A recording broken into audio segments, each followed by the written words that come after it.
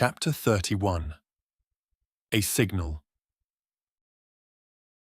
I was sitting in the pilot's chair, my fingers resting lightly on the controls of the small cruiser as the countdown to real space ticked away.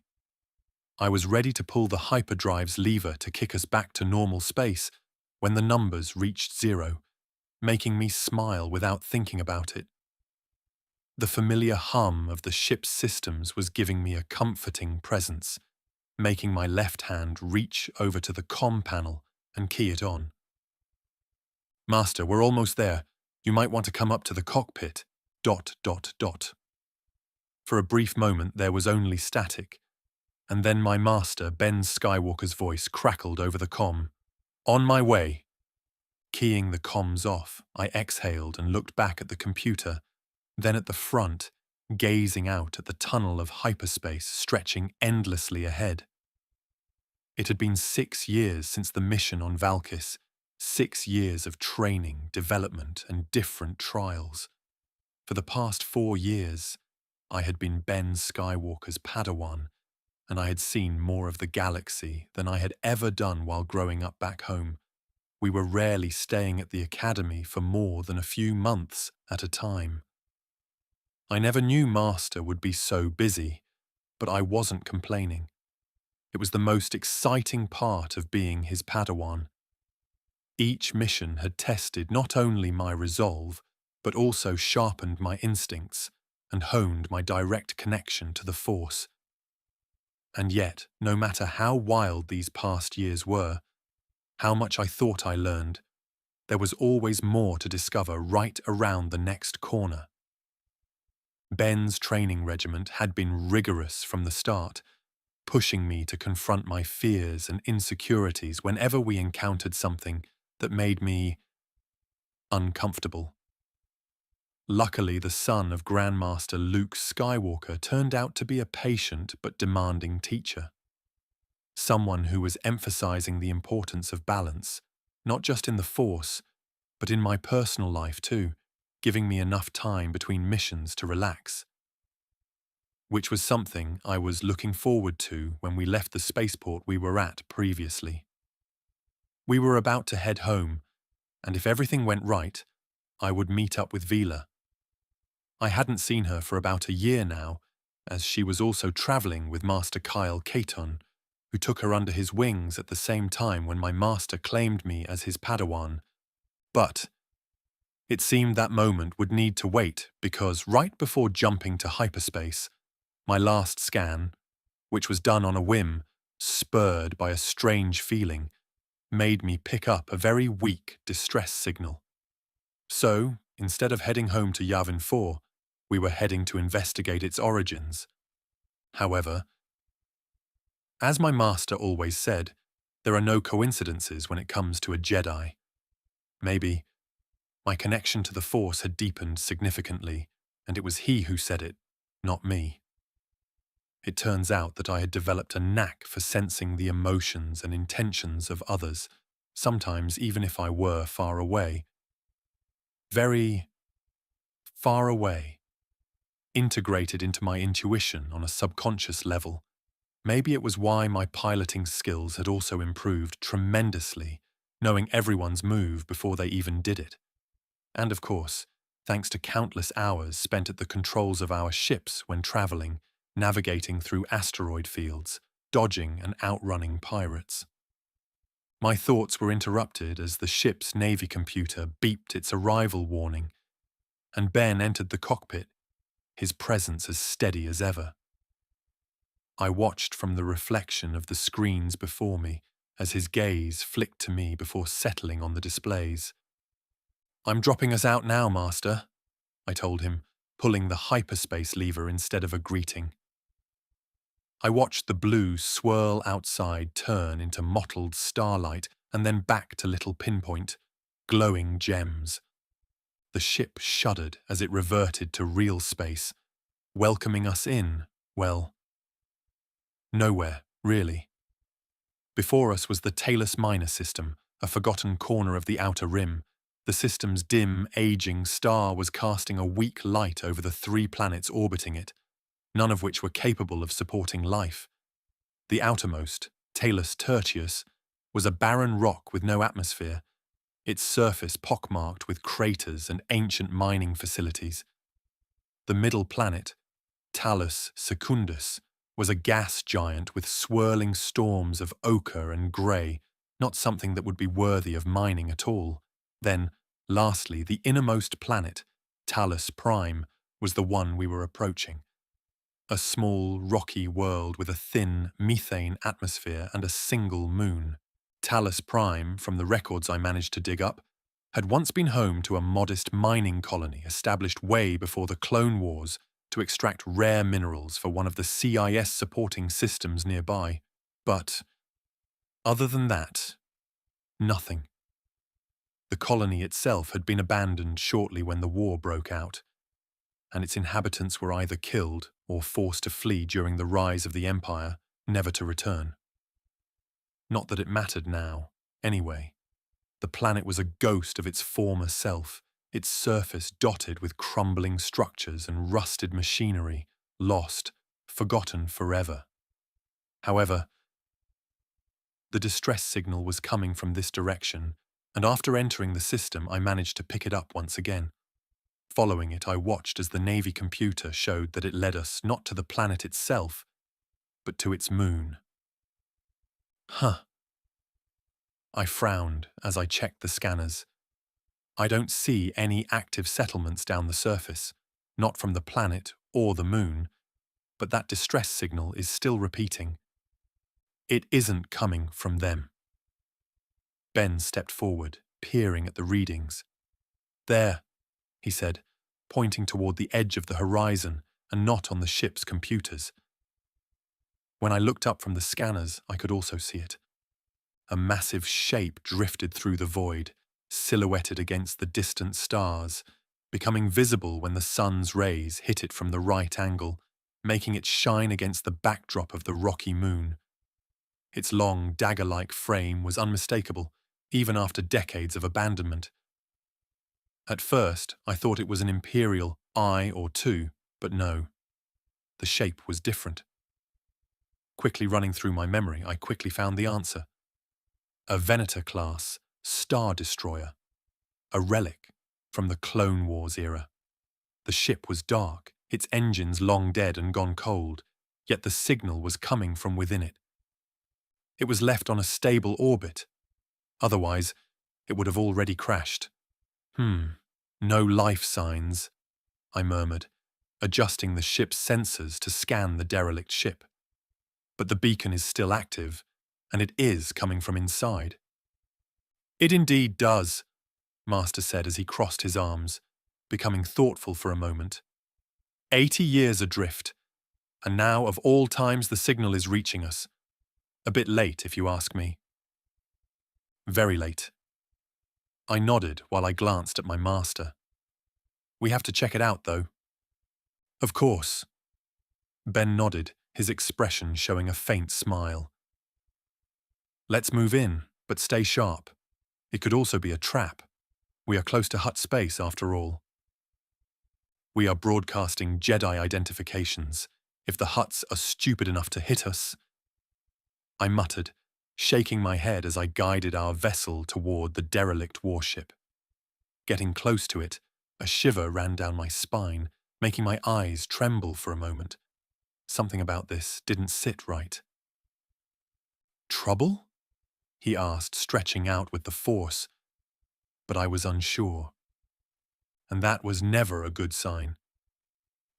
I don't know, I answered honestly. Just a weird feeling. I see. He nodded, asking no more, but I knew from that alone that he felt nothing. I'm getting a match, I muttered, glancing at the computer, distracting my thoughts a little. The Venator was named Resolute Valor, which went missing in the middle of the Clone Wars. Missing until now, huh? Just by looking at it, it was a haunting sight. Its once pristine white hull was now a patchwork of rust and scorch marks, a clear sign of battle, missing 2 of its engines from the back. The ship's massive hangar bay was wedged open, becoming a graveyard of old Republic starfighters their cockpits shattered and wings broken. This ship was hit, and hard. It was a miracle that it was still in one piece. To see better as we neared it with our small vessel, I switched on the forward-facing floodlights, their beams cutting through the void to illuminate the jagged edges of a massive gash along the starboard side. "This thing's been through hell," I exhaled. "How is the signal still running after all these years?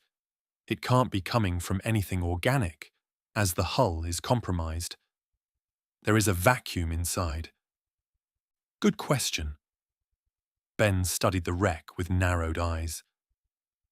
"Could be an automated distress beacon that's only just now gotten strong enough to reach hyperspace lanes. Or something, or someone reactivated it." Thinking about that, I felt a knot tighten in my stomach. The latter possibility was the more troubling of the two.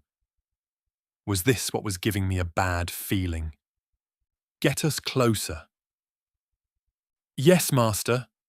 I obeyed at once. I brought our vessel in close, searching for a docking point. The Venator's hangar bay doors were partially blasted open, so it was as good as any, leaving just enough room to maneuver inside. Without flinching, I piloted the ship through the gap, setting it down amidst the skeletal remains of long-abandoned starfighters. Dust and debris floated weightlessly in the microgravity of the vessel and the moon, casting eerie shadows across the hangar deck, illuminated by our ship's lights. Interesting. As the landing struts engaged, Master reached over and activated the ship's external scanners once more. "Still no signs of life," he confirmed, "but that doesn't mean we're alone." "Droids?" I asked as I unclipped my harness and stood, taking a deep breath to steady myself. I was no stranger to danger, but something about this place made my skin crawl. Spooky. So I grabbed my lightsaber from my belt, letting its weight calm me down while I followed Ben toward the airlock, dressing up in our spacesuits. A minute later, the doors hissed open, and the silence of the vacuum greeted us as we stepped onto the Venator's hangar floor. Our boots clanked against the metal surface, but there was no air to carry the sound, which only resonated in my mind as my brain added the perceived effect. "Beep boop! Dwoo dwoo!" My master's astromech, R2-D2, echoed from behind us, its voice coming from my helmet's audio systems. "Relax, R2." He answered him while I read the translation of what he was saying on the display in my helmet. Apparently, he wasn't picking up anything either. "Stay here and make sure nobody gets on the ship." "Dwoo." While they were talking, I reached out with the Force, feeling for any presence beyond our own. Nothing. Just the echo of something long forgotten, a distant whisper of memories left behind by those who lived aboard the ship, probably haunting the empty corridors. "Kael," Ben gestured ahead of me. "Come, let's find the source of that signal. If nothing else, we need to turn it off so it won't bother others." "Yes, Master." We moved cautiously, our lightsabers unlit, but ready in our hands. "Weird," I added after we entered deeper into the ship, leaving the hangar bay that was running through its middle behind us. "To be a signal, some power has to be present," Master answered, unsurprised by what we were seeing. The weird part was that emergency lights flickered weakly along the walls, casting long and eerie red shadows that seemed to shift in the periphery of my vision. Without thinking about it, my grip tightened around my saber's hilt as we passed more and more rusted doors and shattered consoles. I could swear my suit was picking up the sound of distant creaks and groans that echoed through the ship as if the hull itself were protesting our intrusion. But that should be impossible. Focusing on the task ahead, we followed the signal deeper into the ship, stepping over fallen debris and the remnants of a battle fought aboard the ship. We even found skeletal remains of clone troopers scattered throughout the corridors, some still in their armor, their helmets cracked and visors dark. Others were little more than dust and bones, their weapons floating around them, accompanying multiple wrecked battle droids. So they were also boarded, I muttered, seeing the destruction. That they were. Keep alert. We are nearing our goal. I stopped as we reached a central command room within the ship's secondary bridge. A control panel flickered weakly inside, the distress signal still looping across its cracked display. "This is it," I said, stepping forward and checking the frequency. "Now I also feel weird," Master said so calmly that it took me a few seconds to register the warning in his voice while he examined the console. "The signal was manually activated," he noted out loud. "Not automated. Someone turned this on. ... I swallowed hard while turning around, trying to feel or see anybody. Anything. But where are they?" "That. My Padawan," he muttered, doing the same. "Is the question." Chapter 32. A Strange Droid. Watching the console before us, I knew what had to be done. Nodding at my master, I readied myself as he reached out, and after a few clicks, turned off the signal. Almost immediately after it happened, a metallic clank interrupted us, echoing through the corridors. And then the sudden warning of the Force. As I brought it up, I also realized I wasn't really hearing the clanking. I was feeling it through the Force, watching as the magnetized frame of the intruders headed towards us in the eerie, dark vacuum, now illuminated in our lightsabers' glowing light. I watched, calming myself with our Jedi techniques, as multiple droids emerged from the darkness. Their rusted skeletal frames glowed faintly from deteriorating power cells spurring them on, but their blasters were still functional as they began shooting at us. Deflecting their bolts, I ran their frames through my memories, trying to identify them. They weren't standard B-1 battle droids. These were something else, probably a BX series commando droid, and some hulking B-2 super battle droids. Whichever they really were, their photoreceptors flickered erratically like fireflies struggling to stay lit, their programming probably running haywire as their aim was horrendous. This also made it hard to protect myself because, even with the Force, there was so little time to perceive what they were going to do next. While standing there, waiting for my master's instructions, I continued observing them, trying to see if there were any clues on them or not. As for why they were activating themselves, why now? But I got nothing. Their paint was faded, their chassis battered, looking exactly like how they should, lost and now found in a derelict ship. "There are more coming," Master said suddenly, his blue blade swinging to his left, deflecting one of the bolts directly back at the B-1 battle droid, blasting its weapon arm into bits. "I think we should leave, Master," I advised, not wanting to get caught by an onslaught of rusting machinery and ground into a meat paste. The droids appearing from different rooms tried to move with their usual mechanical precision, though their degraded frames and fractured programming caused them to stagger at times, twitching as if struggling against the corruption of time. As we began backing out, heading back towards the ship, some of them managed to flank us, appearing from blasted open holes or the cross-sections of other corridors. Just as one tried to ambush me, I pivoted, slicing cleanly through the sneaky commando droid, its head spiraling away as its body collapsed in a heap of sparking wires. But from the same hole, a super battle droid advanced forward, trampling its fallen comrade, its wrist-mounted blaster hammering out the heavy bolts directly at my face. Thanks to the almost zero gravity, it was easy to flip over it, cutting it down as I landed, cleaving it in two. But even then, The droids kept coming, swarming from every possible side corridor as if drawn by the conflict. Did all of them just wake up? Like that? What the Force was going on? I could swear I was smelling the scorched metal and ozone as blaster bolts ricocheted off the walls where I just stood, dodging, following my master as we were now running. This was turning bad, real fast.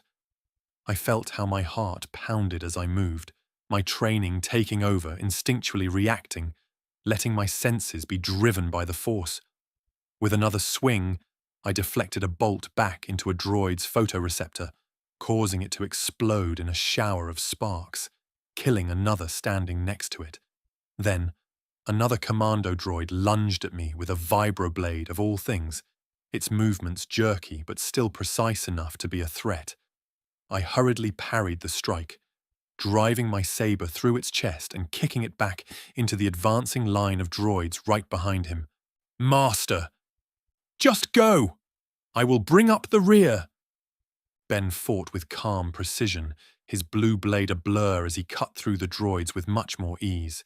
He deflected a barrage of blaster fire, sending bolts back into their sources with deadly accuracy. I should have picked up another form besides Makashi, I thought.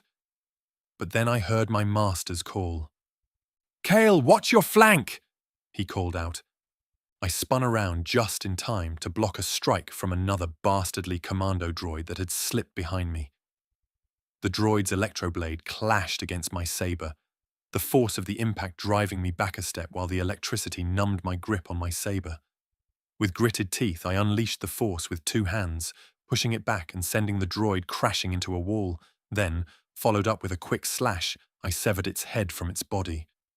Something was not right with this ambush. But to learn what, I needed a source. So amidst the chaos, trusting the Force, my eyes locked onto something strange. A single commando droid stood at the edge of the battle, its movements much more hesitant. Unlike the others, it didn't fire. It simply observed, its head twitching slightly as if struggling against something internal. Its armor was severely damaged, and a large gash in its chest exposed sparking circuits. For a moment I felt something from it, not through the Force. Droids weren't living beings, but there was something around it. It was akin to an echo, and then a blaster bolt struck the droid in the side, reflected from my master's blade. It stumbled, twitching violently, prompting me to act. Quickly I moved to reach it to stop the others from cutting it down, but it was too late. Another commando droid, to get to us, simply slashed through its chassis with a vibro sword, and the strange droid collapsed, its head rolling away. Right to my hand as I grabbed it through the Force. I don't know why, but I indeed scooped it up, slicing the other attacker apart with a quick stroke of my saber. Honestly, I didn't know why, but something about the way the droid had acted unsettled me. Maybe I could deduce something from its head, but I knew that we needed to know more. "Kael!" Ben called out. "We need to move! Come!" "Yes!" I answered and turned just as the entire ship shuddered under our feet, and it shuddered violently. Even with the low power, the emergency lights flickered erratically, and an ominous groan echoed through the halls. Then, the Venator had begun to tilt, the structure shifting beneath our feet, throwing us off balance. Not good. Ben's face darkened. The droids. This was their failsafe. They destabilized the orbit. "I think you are right, Master," I groaned as I checked my helmet's sensor readings. "The ship is locked into a terminal descent. It's going to crash into the moon." "Hurry!" Ben exhaled sharply. "We need to get out of here. Now. R2, come in. Start the ship." "Aru," came the nervous answer, and we could hear him as he rolled up to our ship's ramp, ready to welcome us back with a prepared ship. There was only one thing to do. We ran. Using the Force, our speed was quicker than any of the droids would be, our sabers illuminating the dark corridors as the ship lurched violently, sending debris tumbling from the ceiling. Even as a Jedi, getting back was not easy. The droids, being erratic and uncontrolled, flailed in confusion as the ship began rolling around them, making them tumble and fall. Then, just like that, the emergency lights flickered out entirely, plunging the halls into total darkness apart from the glow of our blades. Sadly, thanks to the state the Venator was in, the way was blocked ahead of us. Wreckage had collapsed the original passage we came in. "Master?" I asked while I took a calming breath. "Alternative route?" "Already found one." Ben nodded. "Service tunnel. This way." We sprinted through the failing ship, ducking through tight maintenance corridors and cutting our way in if we had to. By now, the vessel constantly groaned as its descent continually accelerated, gravity pulling it downward. The moon's surface was visible now through the shattered viewport glass we passed by. Looking at a barren, lifeless expanse rushing toward us was not what I had in mind for today.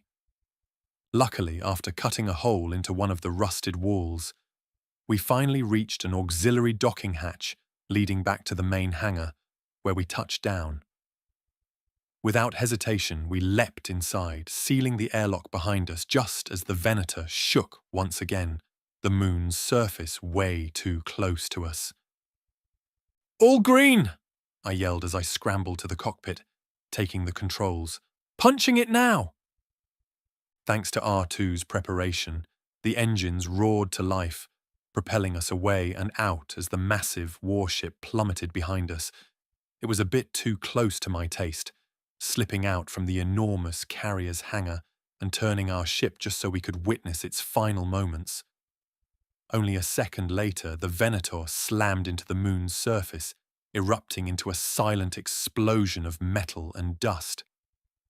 "Ha!" I let out a breath, leaning back in the pilot's seat, my hand going to the severed droid head attached to my utility belt before unsealing my helmet. "That was too close!" "Good job, my Padawan." Ben looked at me, making me blush a little, noticing he was glancing at the head I brought back with me. "You took that for a reason." "Yes, Master."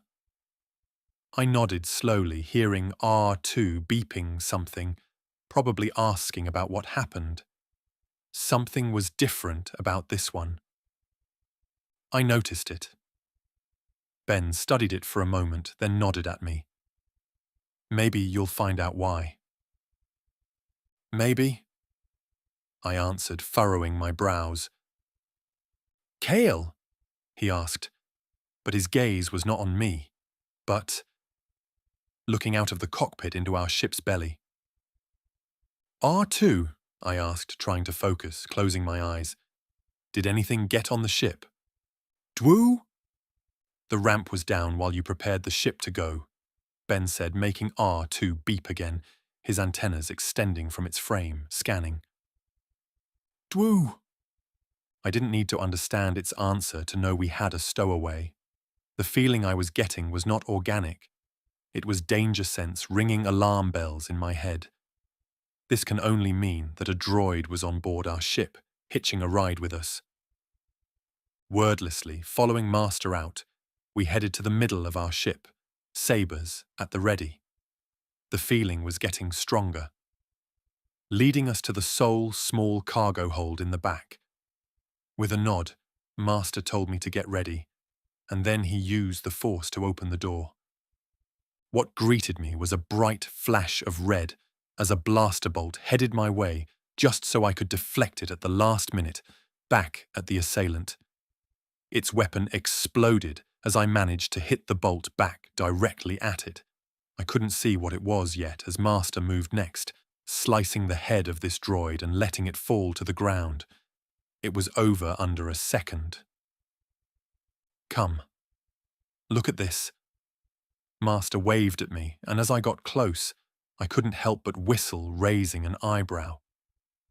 It looks like it was cobbled together from different parts, I muttered, noticing how the droid had multiple different limbs. B1, B2, and BX battle droid parts are all put together in a grotesque yet artistic way. I don't recognize the head, though, Master added, and true enough, looking at it, I didn't either. The droid's head was angular and sleek, its surface a similar patchwork of worn metal plates that hinted at its age and the multiple hastily repairs that were done on it. The optical sensors were exposed, twin red lenses set deep within a narrow, almost predatory visor, making it into horizontal slits.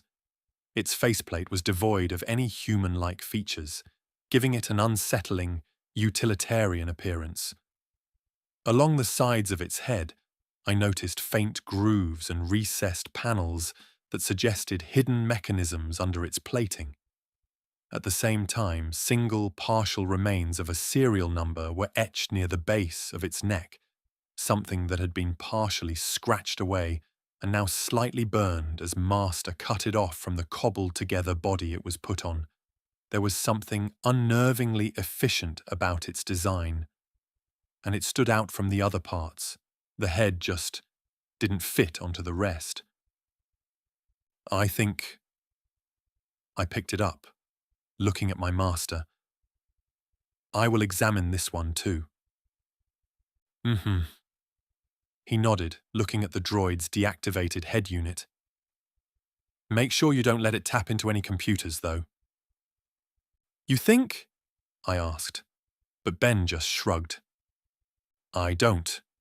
But an unknown droid sneaking onto our ship? Amidst chaos? I don't believe in such coincidences. Yes, you are right, Master. Me neither. Chapter 33. An Old Droid.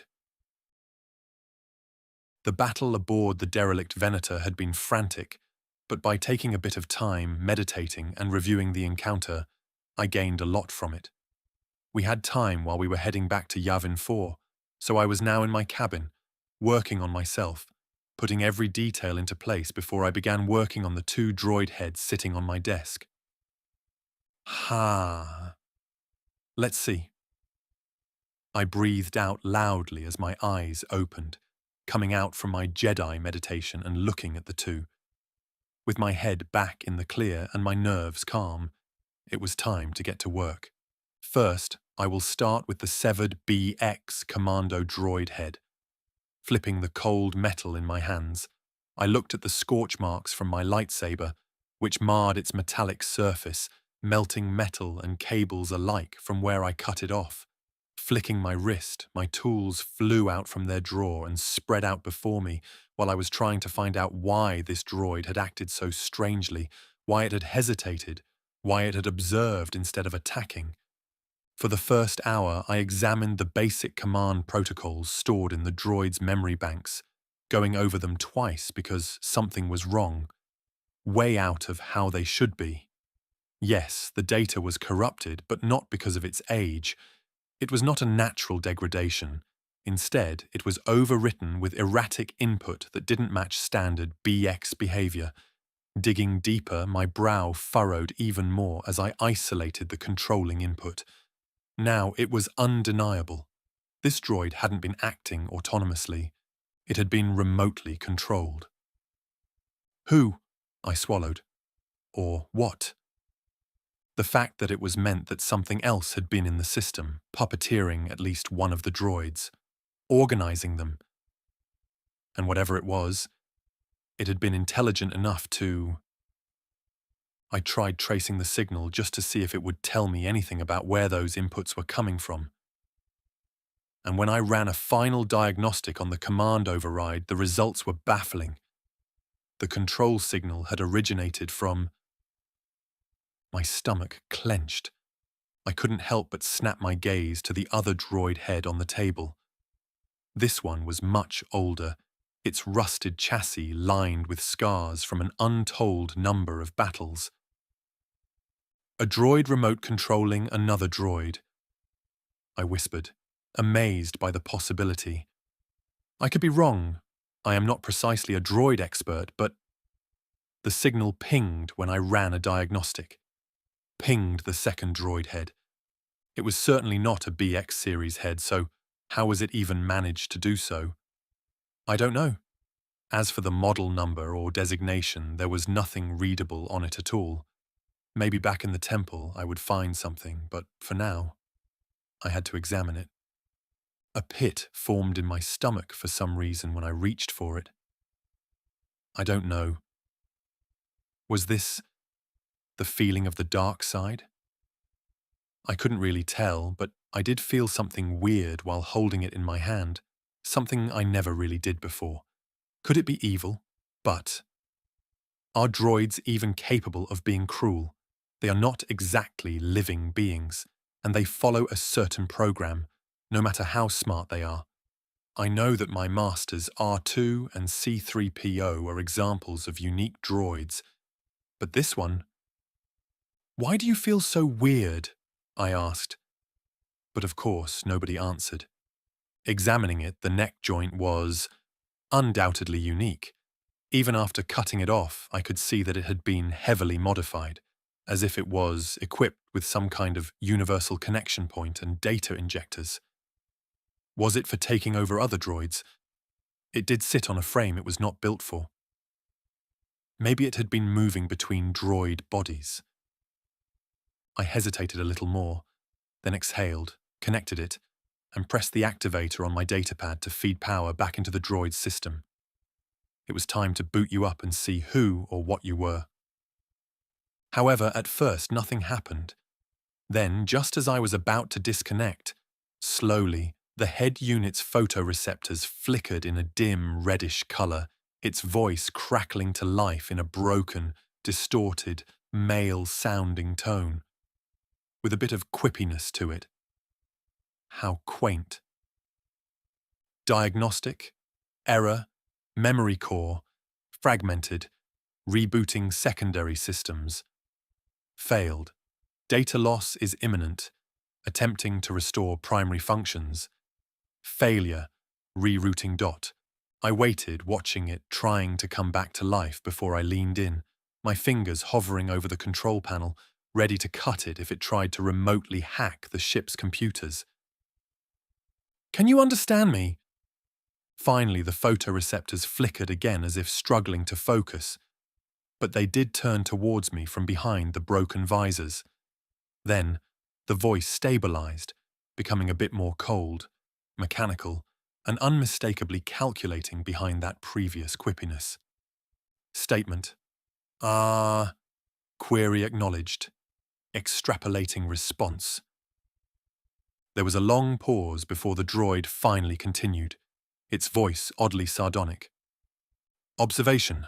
Meat bag detected. Wait. What? Secondary observation. You are not the same meat bags as before, but with a lightsaber. Query. Have the Jedi won the Clone Wars? The Clone Wars. My breath was caught in my throat for a moment. It thinks the Clone Wars are still happening. Huh? Was this one from that era? Could be. Well, I want to ask questions too, so the proper exchange would be me answering his, and then maybe he is willing to entertain mine too. The Clone Wars ended a long time ago, I said carefully and calmly. Over 50 years ago. There was another long silence. Then, with a static-laced whir, the droid's voice returned. Processing. Readjusting internal clock.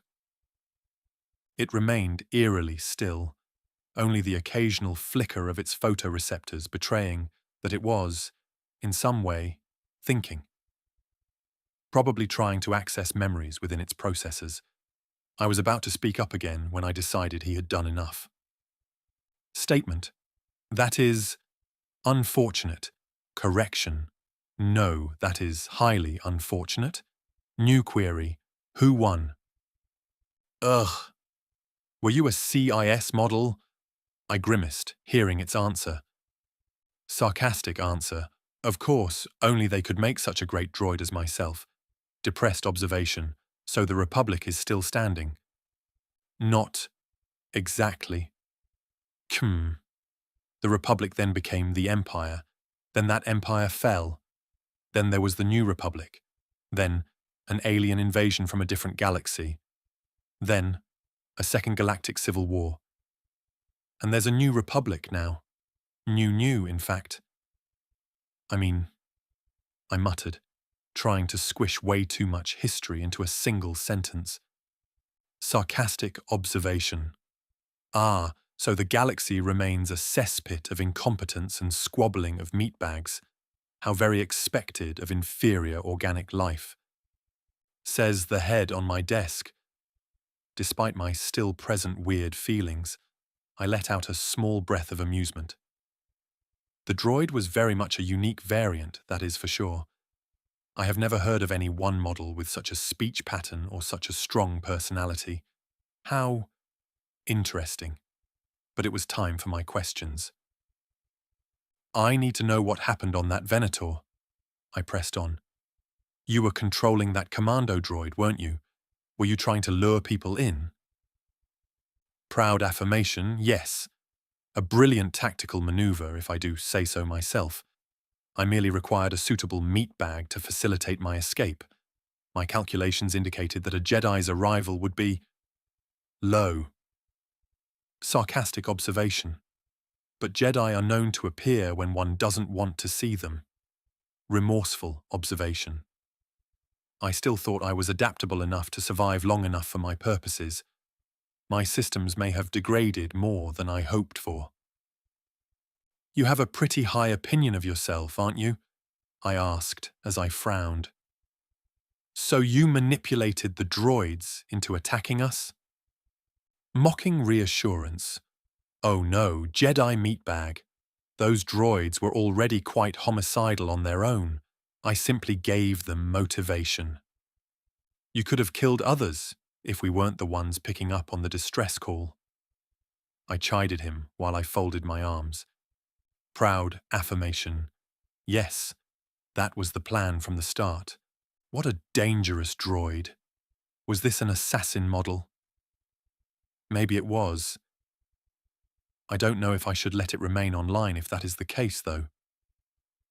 Why were you there? How long have you been like this? I asked. The weird droid's voice crackled again as its eyes flickered, trying to access the information. I already knew from a quick scan that its memory banks were in shambles. I don't know how much data was in it or got corrupted, but my scanners couldn't get to the bottom of it, as if there were thousands of years of fragmented data strewn about like a corrupted archive. This was probably a malfunction too, because no droid would be active for such a long time. That was simply not possible. Answer: inconclusive. He spoke again after coming out of its strange state. My earliest accessible memory log dates back to the Clone Wars. I was reactivated aboard an unidentified vessel, then deactivated once again. Many years passed. I have since survived by transferring myself to whatever functional chassis I could find. So I was right. This droid had been modified in a way that it could integrate into other models. Probably a CIS experiment. Maybe a new prototype that survived, and was now piecing itself together from whatever parts it could salvage, its mind a jumbled mess of forgotten conflicts and incomplete recollections. Maybe it also copied memories of the droids it interacted with. That would explain why it seemingly has thousands of years of corrupted memories. What truly amazed me was its seemingly primary protocol: to survive. So let me guess, you want to get a new body? Eager confirmation.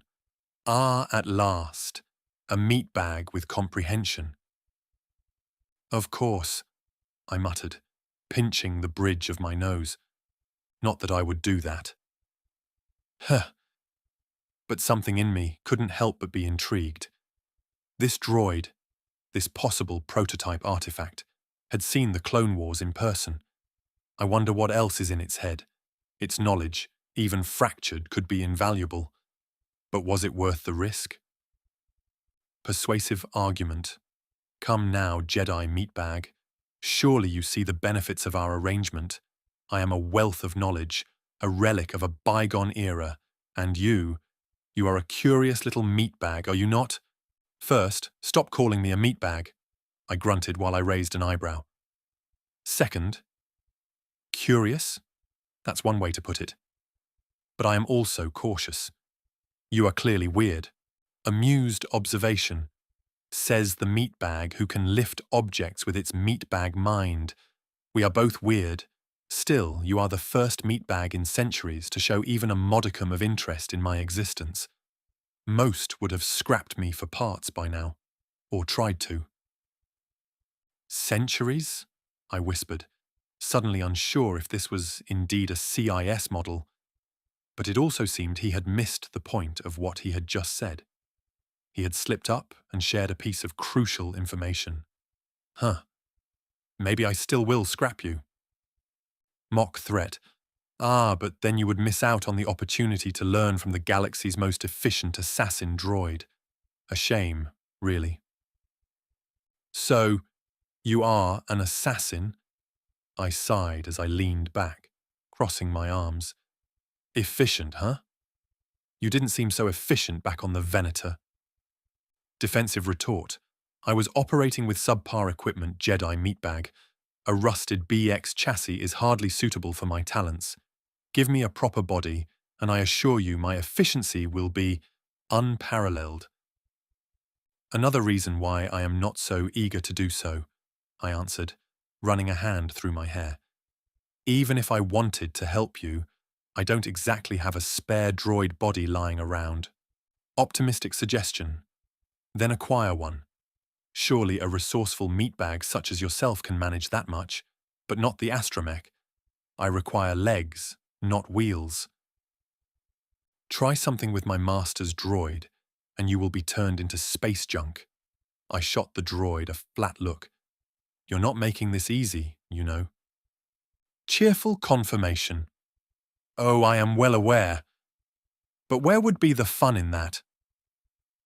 For a moment I stared at the droid, torn between exasperation and fascination. This thing was dangerous. I knew that much. But it was also oddly compelling. Its dry wit, fragmented memories, sheer persistence. It was unlike anything I had ever encountered. But was it worth the risk? For now, I powered the droid's head down, staring at it as its photoreceptors dimmed, ignoring him cursing me out one more time. Let the masters talk through it before making a decision. They will know best. Chapter 34. Arriving home. Our ship cut through Yavin 4's thick atmosphere, sunlight streaking across the viewport as I felt the familiar pull of actual gravity return while I guided the ship toward our landing pad. After spending weeks amongst the cold Durasteel corridors and then boarding a ghost ship where droids wanted to kill us, returning home, where it was this green, felt like stepping into another world entirely. As usual, the air was warm and humid as I read the data coming from the sensors, the moon entering something akin to summer on a regular planet. In the distance, the towering Masasi temples loomed on the horizon, amongst them the Jedi Temple, the academy for us, something that was now more my home than where I was actually born. Taking a final lap around the temple, our ship finally touched down on the landing pad. Master wasted no time. He took the ancient droid head, tucked it safely inside a containment case, and turned to me with a firm nod. I am going to bring this to my father first, then to the masters. They'll want a full report on what happened aboard the Venator anyway, so be ready for a meeting later on. Yes. I nodded as I ran a hand through my hair and exhaled. You think they'll let me sit in on the debrief? Or will they only call me in after it ends? You will probably only be summoned after we come to a decision, Ben said with a small smile. Don't worry, you did well, Kael. Get some rest. You earned it. With that, he strode off toward the temple, leaving me standing at the foot of the shuttle ramp, rolling my shoulders. It was good to be back. Not 5 seconds later, barely leaving the ramp behind me, a familiar voice rang through the humid jungle air. Took you long enough!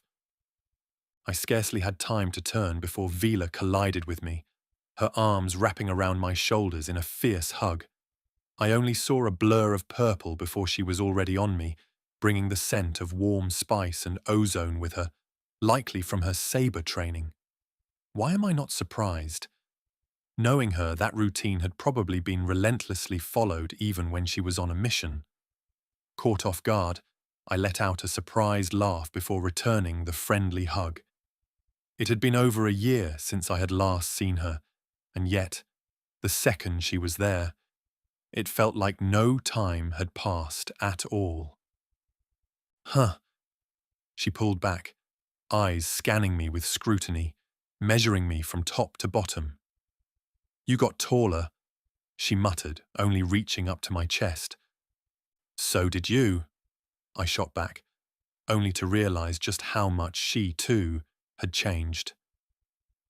Vila had always been athletic, but now she carried herself with a visible confidence that hadn't been there before. Her leku, longer than I remembered, rested over her bare shoulders. Their natural markings were now darker and striking against her vibrant purple skin. Her eyes still held the same fire that I was used to, but there was an additional sharpness to them while she fixed up her training top and shorts around her slim, athletic frame. You smell of battle. Did something happen? She grinned, flashing sharp canines at me.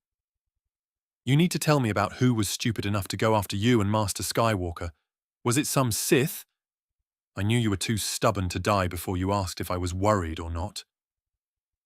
Me smelling of battle? I smirked. That's funny. I was just about to say the same about you. Who are you bullying now to train with you? J-Lo? No, he is not back yet. Vila's expression softened slightly, something flickering in her gaze. I was fighting against training droids.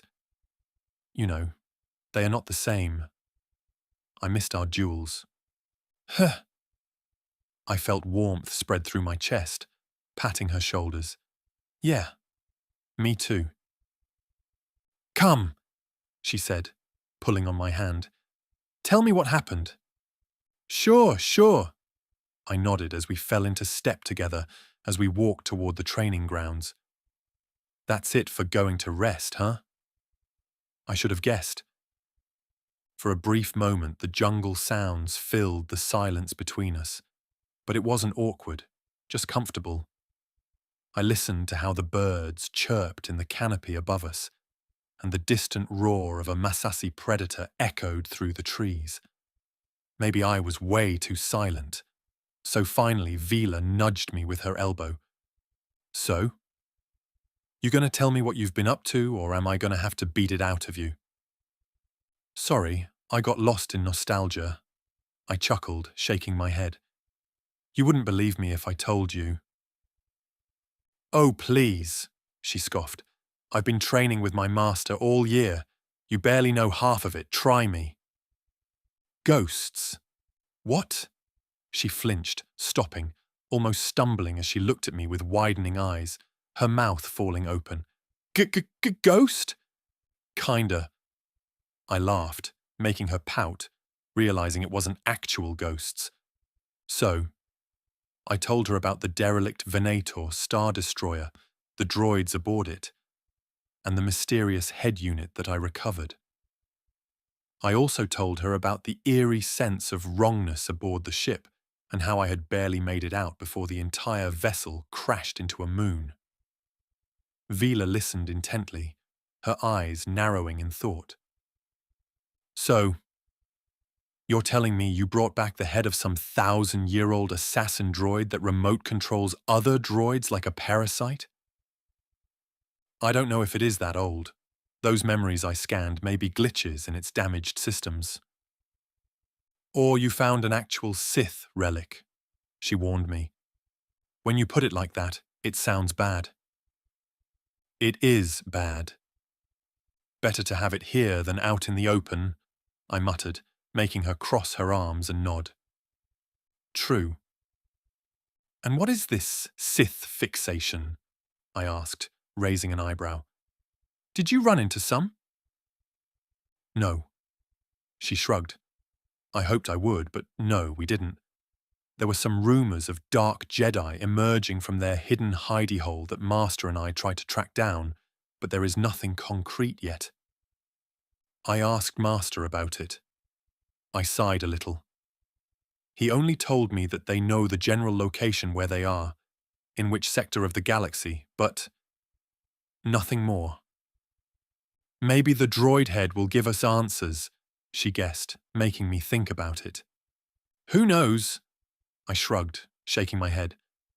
Well, Master is handling it now, so I guess we'll find out soon enough if it's a disaster or a useful asset. Fighting old battle droids. Vila crossed her arms. Tsk. I would have had your back. Too bad we weren't even in the vicinity to drop in. I know you would have enjoyed that fight, I said jokingly while she tilted her head to the right.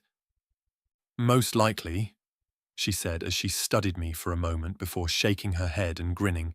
Well, if you're still standing, I suppose that means you haven't gotten soft. How about we find out?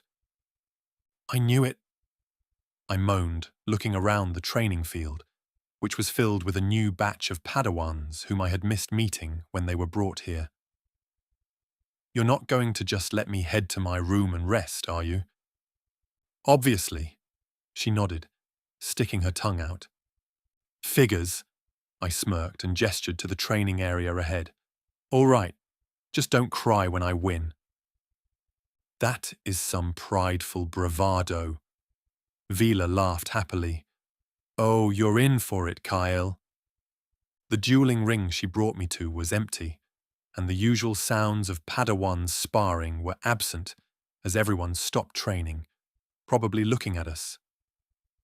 Shutting any external noise and distraction out, I ignited my lightsaber, its slightly pinkish-blue glow illuminating the space around me.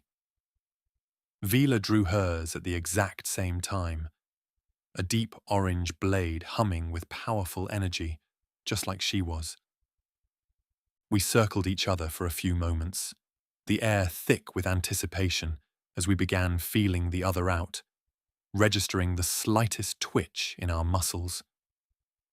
The duel was already on, and just as two predators, we were waiting for the other's opening move to counter it. Honestly, I expected her to launch into her usual aggressive Ataru form from the get-go, leaping and flipping with relentless speed to dictate the flow of our battle. But instead, she did something unexpected. She ignited a second, slightly shorter orange lightsaber. Oh? I blinked my eyes, slightly surprised. You're dual-wielding now. I am still training with it. Vila's smirk widened. This will be my first actual test using it. And then she finally attacked. Her movements were faster than before, fluid, even more unpredictable. However, where before she had relied on powerful singular strikes, now she weaved between offense and defense effortlessly, her two sabers working in tandem to pressure me. I barely managed to deflect her rapid slashes, stepping back as she forced me onto the defensive, my lone blade having to work twice as hard to keep her from getting through my form. You've been training hard, I admitted, shifting my stance multiple times to counter her new style and keep up with her increased speed. Of course, Vila said between strikes. You think I was just going to wait around for you to catch up? I am aiming to lap you, Kael. Hearing her say that, I smirked and went on the offensive when I finally got her rhythm down. My now advanced Makashi form gave me exceptional precision as I maneuvered through her whirlwind of attacks. I sidestepped a particularly aggressive lunge from her, twisting my saber in a quick counter-strike, but Vila's instincts were ready for it. Without looking, she parried smoothly and flipped over me, landing gracefully at my back before coming at me again. Of course, it wasn't just she who was letting her body be guided by the Force, because I was already countering her before she had a chance to win our duel. The match was fast, intense, and exhilarating. It's so different from blocking blaster bolts. Maybe I feel like it because I am using Makashi, but I never found using my lightsaber either necessary or exciting when I was traveling with Ben, only when I was dueling against her. Only now did I feel I really improved and became better. Master already told me that it is best if our lightsabers remain on our belts and that I should be careful about what I wish for. Fighting another lightsaber user is not the same as training. Still, this was enjoyable. Pushing my master's warnings away, though, I refocused on my current duel.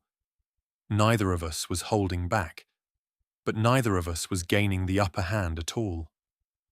Vila's new form was a challenge, but I had improved too, and my control and footwork were sharper than before. Just as I was about to test a new feint, a voice cut through the sparring. "Kael!" Both Vila and I froze mid-motion, turning to see Ben standing at the edge of the ring. His expression was surprisingly serious. "Yes?" I asked as I lowered my saber. "Master?" Ben's gaze flickered to Vila, apologizing for interrupting us, then back to me. "We need to talk. Now." "Ha!" Vila huffed, deactivating her sabers. "Figures." "Sorry," I sighed too, glancing at her. "We'll finish this later?" "Heh!" she smirked. "Count on it." With a nod, wiping the sweat from my forehead, I followed Ben out of the training grounds, and I couldn't shake the feeling that whatever was coming next was not planned. Not by my master, anyway. Chapter 35. Tainted Droid. It was my first time entering the Grandmaster's private abode. Honestly speaking, it was overwhelming, especially with how strong the Force felt inside there. It was concentrated in such an amount that it made it hard to breathe at first. It was radiant. This meant that the meeting in Luke Skywalker's private chambers carried an importance that I probably hadn't expected at first. The usually always present soft hum of the Jedi Temple systems was droned out by the Grandmaster's aura as he stood at the window, his back facing us as we entered. Even without seeing his face, I knew he was in deep thought. That's why his powers were released so freely, using the Force to look for guidance. I couldn't fathom his powers. It was like looking into the abyss, but instead of seeing darkness, I was blinded by light. Looking away from his body, I began surveying the room instead, feeling the pressure on me lessen the moment I did so. The chamber was sparse, with a few simple furnishings here and there, a shelf of ancient texts, and a small holocron resting on a pedestal in the corner. The air was thick with the scent of aged parchment that was then mixed together with the faint, rusting tang of the droid's corroded head resting on the table between us. No, there was more than the smell. I could now feel that it emanated something from the Force that was constantly being wiped away by the Grandmaster's aura. Ben stopped at the table and stood beside me, arms crossed, his expression peaceful but unreadable. We waited patiently while Master Skywalker finished his thoughts, leaving me more time to examine the thing we brought back. The rusted, scarred head of the ancient droid seemed almost alive in the dim light, but its photoreceptors were dark, signaling he was offline. Yet, it was somehow still menacing. I had spent some time with it, but it wasn't until now that I would truly understand what I had found. It was for sure touched by the dark side. That was what I felt emanating from it. Thank you for coming. Luke finally opened his eyes and exhaled while turning around, his gaze settling on the droid's remains. This is troubling. I gathered as much. Ben arched a brow. But troubling to what degree? I wasn't expecting something so dramatic, Father. Me neither. Luke allowed a small, tired smile before shaking his head. It's troubling because of what this droid is. Or rather, what it was. He leaned forward, his fingers tracing the corroded surface. What you found is the head of an HK series assassin droid, a relic of an age long before the Republic as we know it. No surviving piece should be roaming the galaxy, especially not because their factories were long destroyed, and their schematics were never released. HK? I frowned. I've never heard of HK droids in any reports. But if they are that ancient, I muttered, now thinking about the thousands of years of memories within that rust bucket. They are, Luke confirmed. All of them were destroyed, but traces of their existence remain in some of the oldest holocrons I've recovered. The first of their kind were created in the days of the old Sith Empire over 4,000 years ago. Some even say that the very first was a unique model, made by a powerful Sith Lord, or a Jedi Master. It happened too long ago that the clues as to how it came to be are sparse at best. However, whichever is the true origin of the first one, the others coming after it, they were turned into pure killers. They weren't just advanced killing machines. They were weapons crafted with a singular purpose, to eliminate the enemies of the Sith. Nice! Ben let out a low whistle. I guess we were lucky that we didn't experience its true combat capabilities, I agree, Luke nodded. It would have been dangerous. HK droids were designed to be more than mere automatons. They were Jedi killers.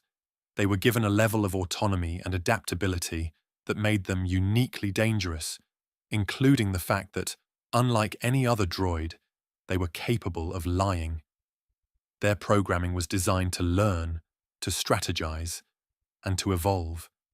They were not just tools, they were extensions of their master's will, a deadly knife. I do have a copy of an ancient recollection that tells about how an HK droid masqueraded as a protocol droid, killing a whole asteroid base all alone while also controlling mining droids just to get to a Jedi. Whoa, I whispered while I eyed the droid's head with renewed wariness. But it's just a droid, right? I mean, dangerous, sure, but not inherently dark side? Droids can't feel the Force, so why? That is the main issue, and Luke's expression grew more serious. That's where you're wrong. He lifted the head slightly, turning it toward us. Droids are not Force-sensitive, yes, but that doesn't mean they can't be influenced by it. Just take a look at R2. Similar to him, this one, in particular, is different. Quite the opposite of R2. Everything about it, its alloys, its programming, its purpose, was steeped in the dark side. For centuries, it probably served Sith Lords and other dark side users, assassinating Jedi and enforcing their will.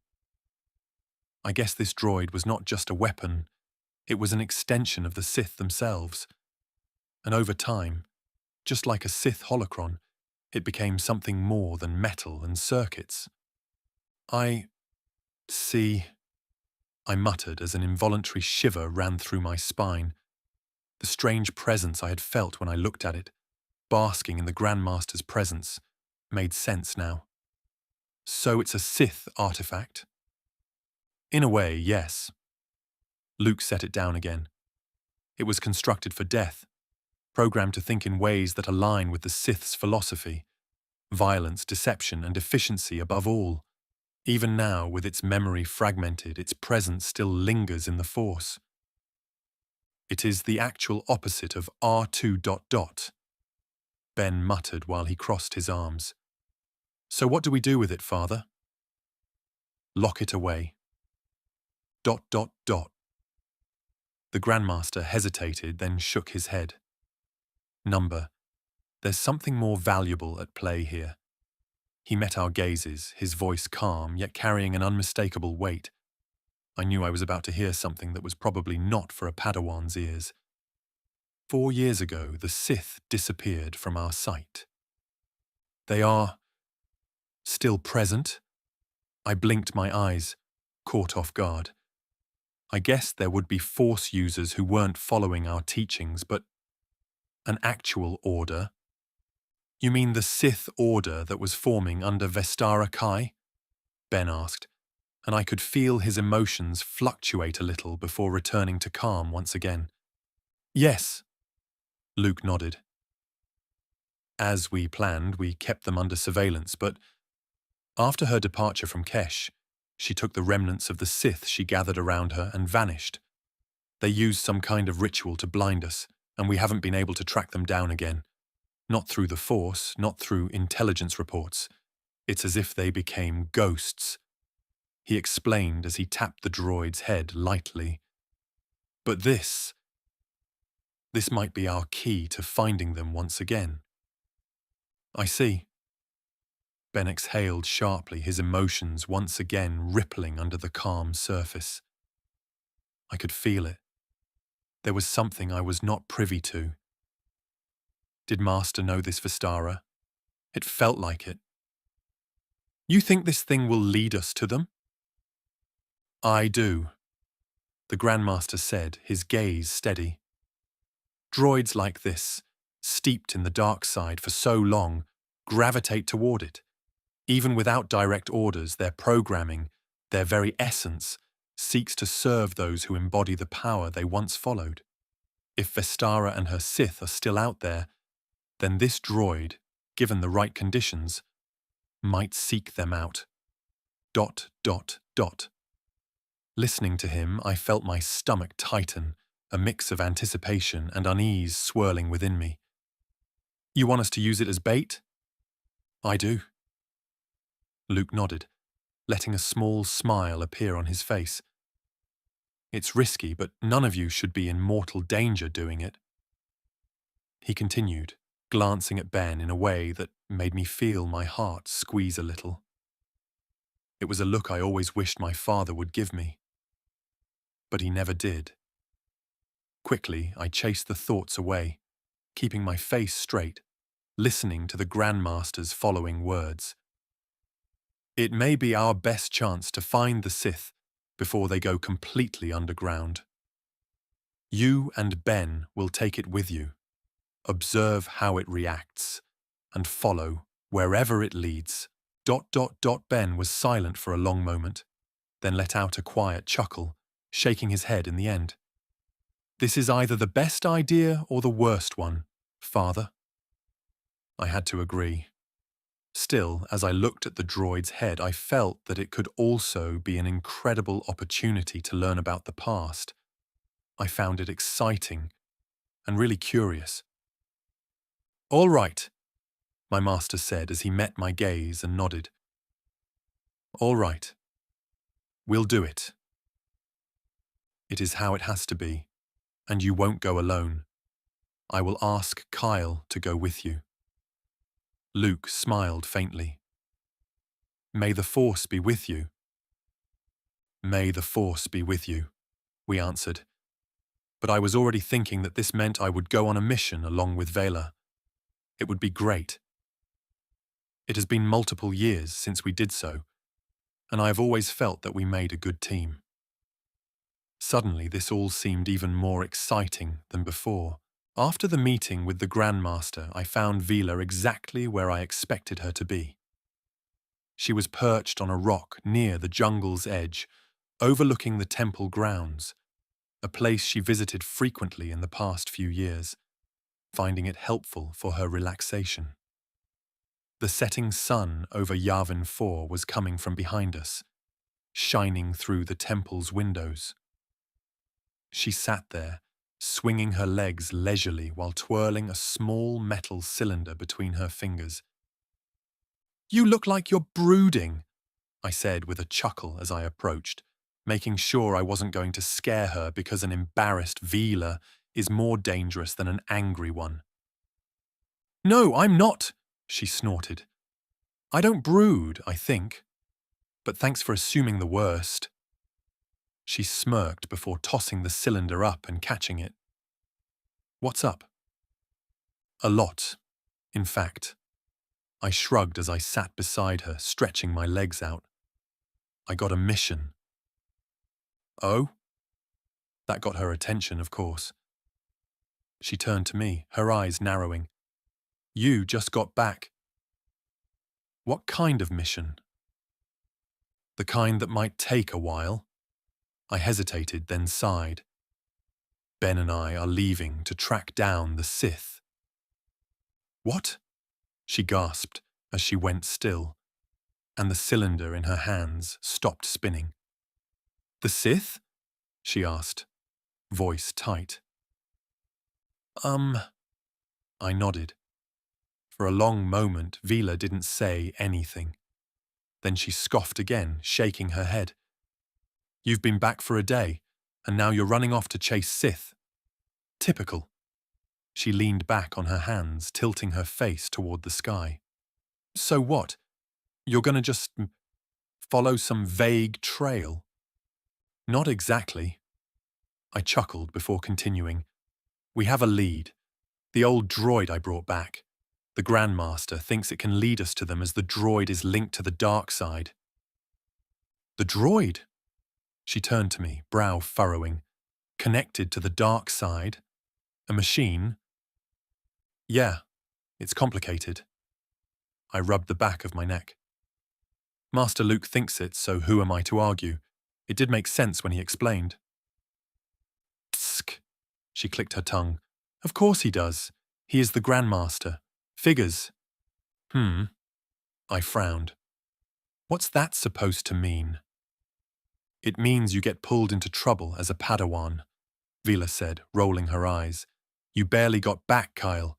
We haven't even had time to—" She cut herself off, exhaling sharply. "Never mind.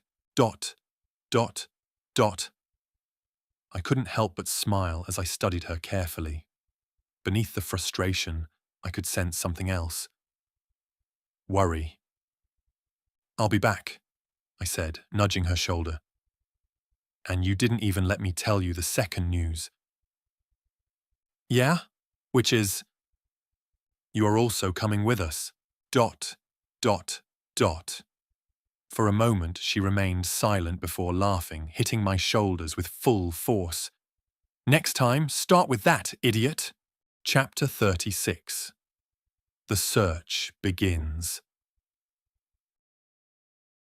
Hyperspace travel had a peculiar stillness to it.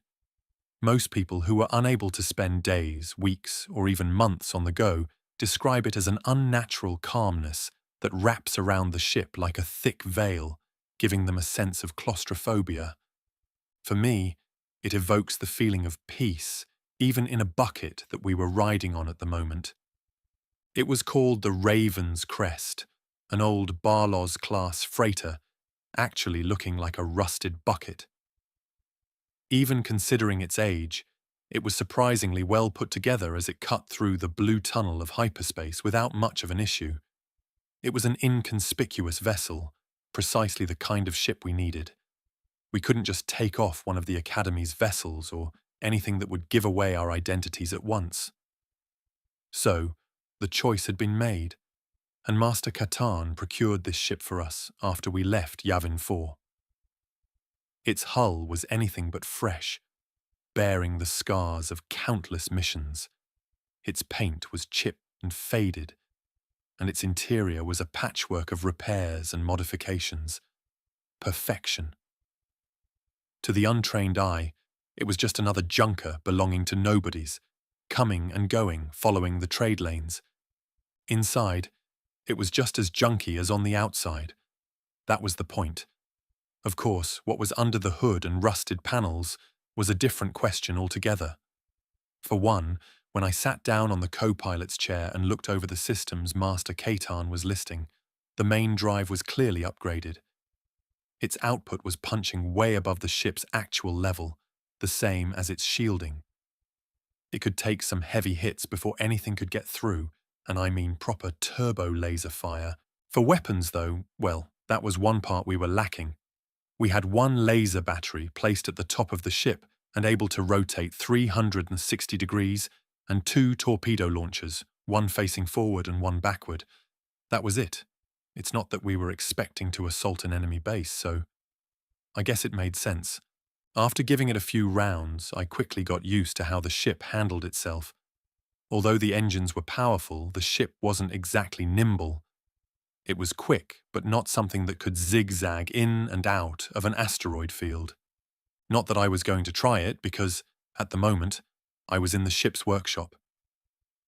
I sat at a well-lit work table in the freighter's cramped space, which we set up before leaving. My sleeves rolled up as I leaned over the rusted head of the HK droid we had recovered. Tools that I personally asked for were scattered across the workbench. At the same time, my eyes watched the flickering screens displaying diagnostic data, checking my previous 8 hours of work. I was trying to restore some of the information within the droid before turning it back on, and Vila came to see me right away. Hearing I was about to finish, she sat beside me, arms folded, watching with a skeptical glare. "Are you sure this is a good idea?" she muttered, shifting uncomfortably. "I mean, this is essentially a Sith toy, right? The Grandmaster himself said this one is tainted." "Yes, but—" "I don't know." I exhaled, rubbing a bit of grease off my fingers. It was touched by the dark side, but was it really evil? It was one thing, reading about the dark side, hearing the stories. And it was another thing coming face to face with it. "Yeah, I remember," I repeated. "But we need it operational if we're going to track down the actual Sith. Besides, I've rerouted some of its functions, and I think I've disabled its combat protocols for now. It shouldn't be able to attack us, and should recognize me as its new master." "Well, it still doesn't have anybody to fight with. At least that's that." Vila scoffed, shaking her head. "I mean, it shouldn't be able to. That's comforting. But you also said it controlled other droids from afar, so if something happens, I'll disable it." She snorted, having one of his lightsabers in hand. "Trust me, it will be fine," I said, offering her a lopsided grin. "What's the worst that could happen?" "Taking over the ship's systems," Vila said with a deadpan stare. "I could list a few dozen more possibilities, but sure, let's see how this plays out." "Here goes nothing," I muttered as I took a breath, reached over, and pressed the activation switch. The head twitched slightly, a faint hum emanating from within as power coursed through its circuits, coming from a private power bank, because I wasn't going to connect it to the ship's systems, of course. The photoreceptors flickered again, their dull red glow sparking to life before intensifying into a bright, eerie crimson. Then, a second passed. Then another. And then the droid finally spoke again. The same playful, mocking, and somewhat egotistical voice came from its mouthpiece, making its eyes flicker at the tone of his speech. Observation: I appear to be still missing a large portion of my superior chassis. Diagnosis: my mobility is currently non-existent. Sarcastic conclusion: I have been blessed to fall into the hands of an ungrateful meatbag. How unfortunate. Vila flinched, her hand instinctively moving toward her side, ready to slash out at any time, ending the droid's long years of existence. On the other hand, despite myself, I just smirked. "Yeah, sorry about that," I said. "I haven't decided yet on what kind of body to give you. I thought about putting you on a mouse droid, though. To that, the droid's head tilted slightly toward me. Statement: the meatbag's attempt at humor is at a lower effort than the level my head is sitting at. Observation: well, at least the meatbag with a rudimentary understanding of droid maintenance managed to restore some of my memories. How novel. I would offer my gratitude, but such sentimentality is irrelevant to a Jedi. It is a unique droid, that's for sure. Vila snorted.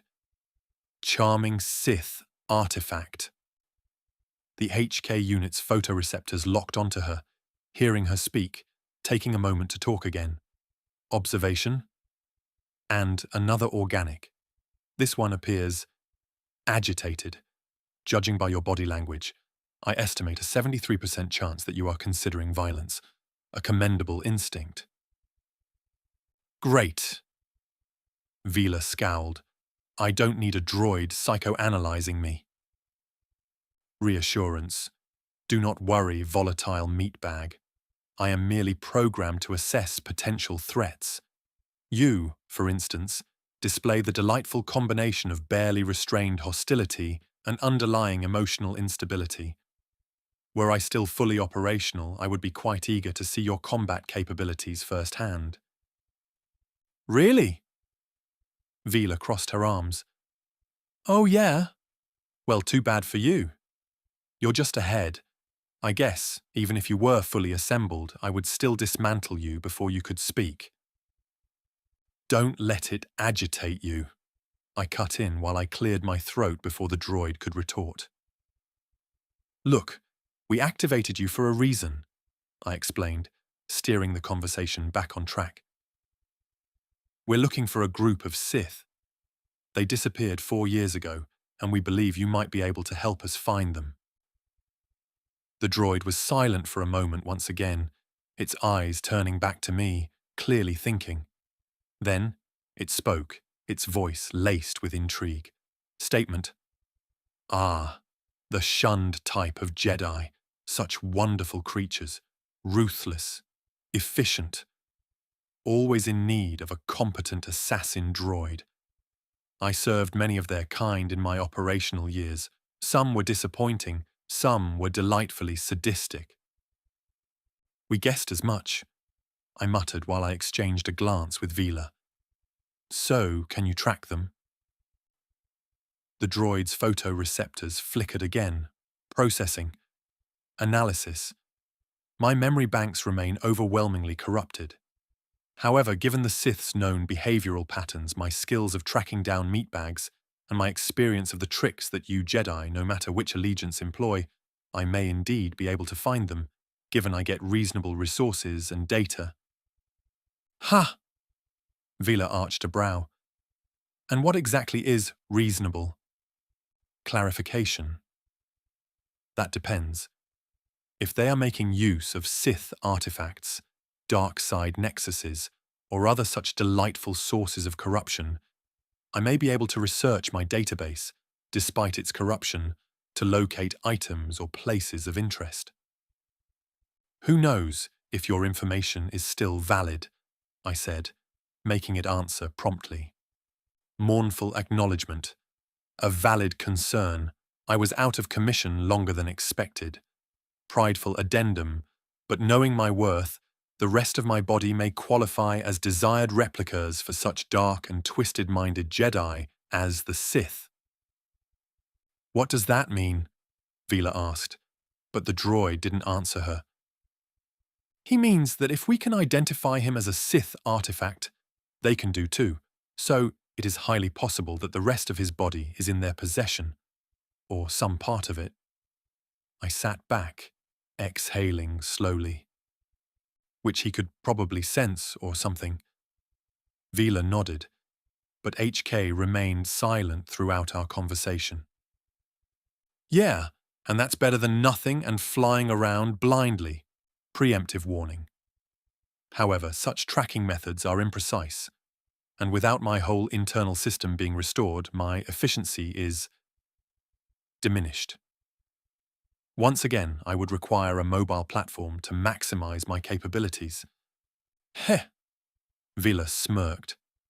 Nice try, Rust Bucket, but we're not giving you a body just so you can run off and start assassinating people again and leave us in some droid-made trap. Thoughtful response. I wouldn't do that. I would kill you first. Then, while I held up a hand for Vila to stay seated, the droid's voice took on a distinctly disappointed tone. Resigned statement. A pity. It is you, Jedi meatbags, who lose out on me. I'm not so sure about that, I said while I reached for a datapad, linking it to the HK unit's systems. For now, we'll start by running some deep scans. If you pick up anything related to the Sith, let us know. Shocked realization. The meatbag has modified my perception, the gall of forcing me to acknowledge him as, Master. The droid let out a low, mechanical groan. Acknowledgement. Very well, meatbags, I shall comply. For now. Yet before either of us could respond, a voice crackled through the ship's intercom. Kael Vila, get up here! Came Master Ben's voice. We just dropped out of hyperspace and we might have a problem. A problem? I asked as we exchanged looks. Of course we do, Vila muttered. Wouldn't be a mission without a problem. Tsk, I grunted, clicking my tongue, already rising to my feet. Guess we'll have to deal with this later. Affirmation. Of course, meatbag. I mean master. The HK droid's photoreceptors gleamed. Observation. Ah, the chaotic nature of organic existence. How delightfully inefficient. Vila glared at the droid once more before I turned it back off, and we headed toward the cockpit in front of the ship. The ship was already shaking and groaning, signaling that we were, indeed, out of hyperspace. Although we probably were not under attack, there had to be something outside that was shaking the ship as such. Chapter 37, Ketheri Station. Unlike me, Vila had a bit harder time occupying herself while we were traveling the hyperspace lane. Luckily, to prevent her from crashing out and becoming way too grumpy, I had her accompany me in my current task, a very particular, vocal and somewhat problematic project. It was about Hong Kong's newly acquired body. When I say newly acquired, I mean that I was freshly put together from a salvaged pile of droid parts I bought from the small stops we made to build up our background.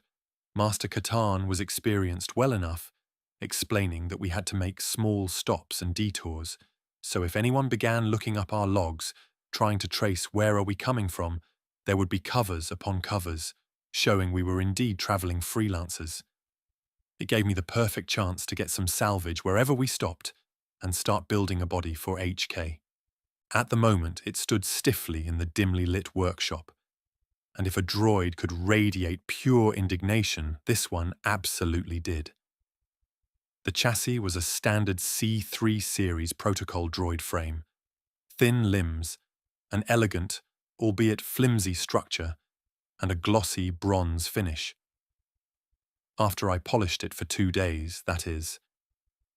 Anyway, it also ended up showing the previous damage, as it was already scratched in places where I had hastily patched together the connections under its plating. All in all, it was acceptable and would sell the fact that our group had been working for a long time. It certainly did not look new.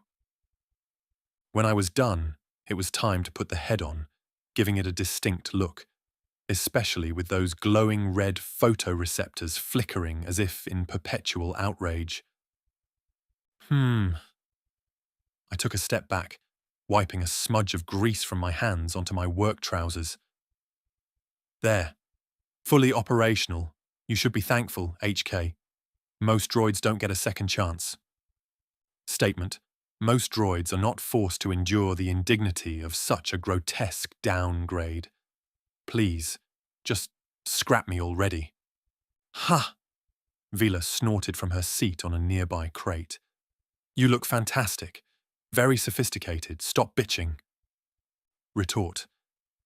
I feel as though I have been skinned alive and shoved into a decorative display model meant to entertain and serve meatbags of low intelligence and of subpar origin.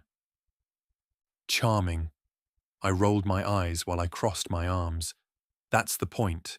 We're undercover, HK. No assassin cosplay. No playing being the war machine. No massacre fantasies. I gestured to the gleaming bronze limbs. You're a protocol droid now. Defensive protest. Correction, Master. I am an assassin droid forced into the role of a protocol droid due to your poor decision-making and meager technical expertise. Hopeful coercion. I would serve the mission way better with a proper battle droid frame. There has to be some still floating around the galaxy. No way I am giving you proper combat capabilities. I smirked at him.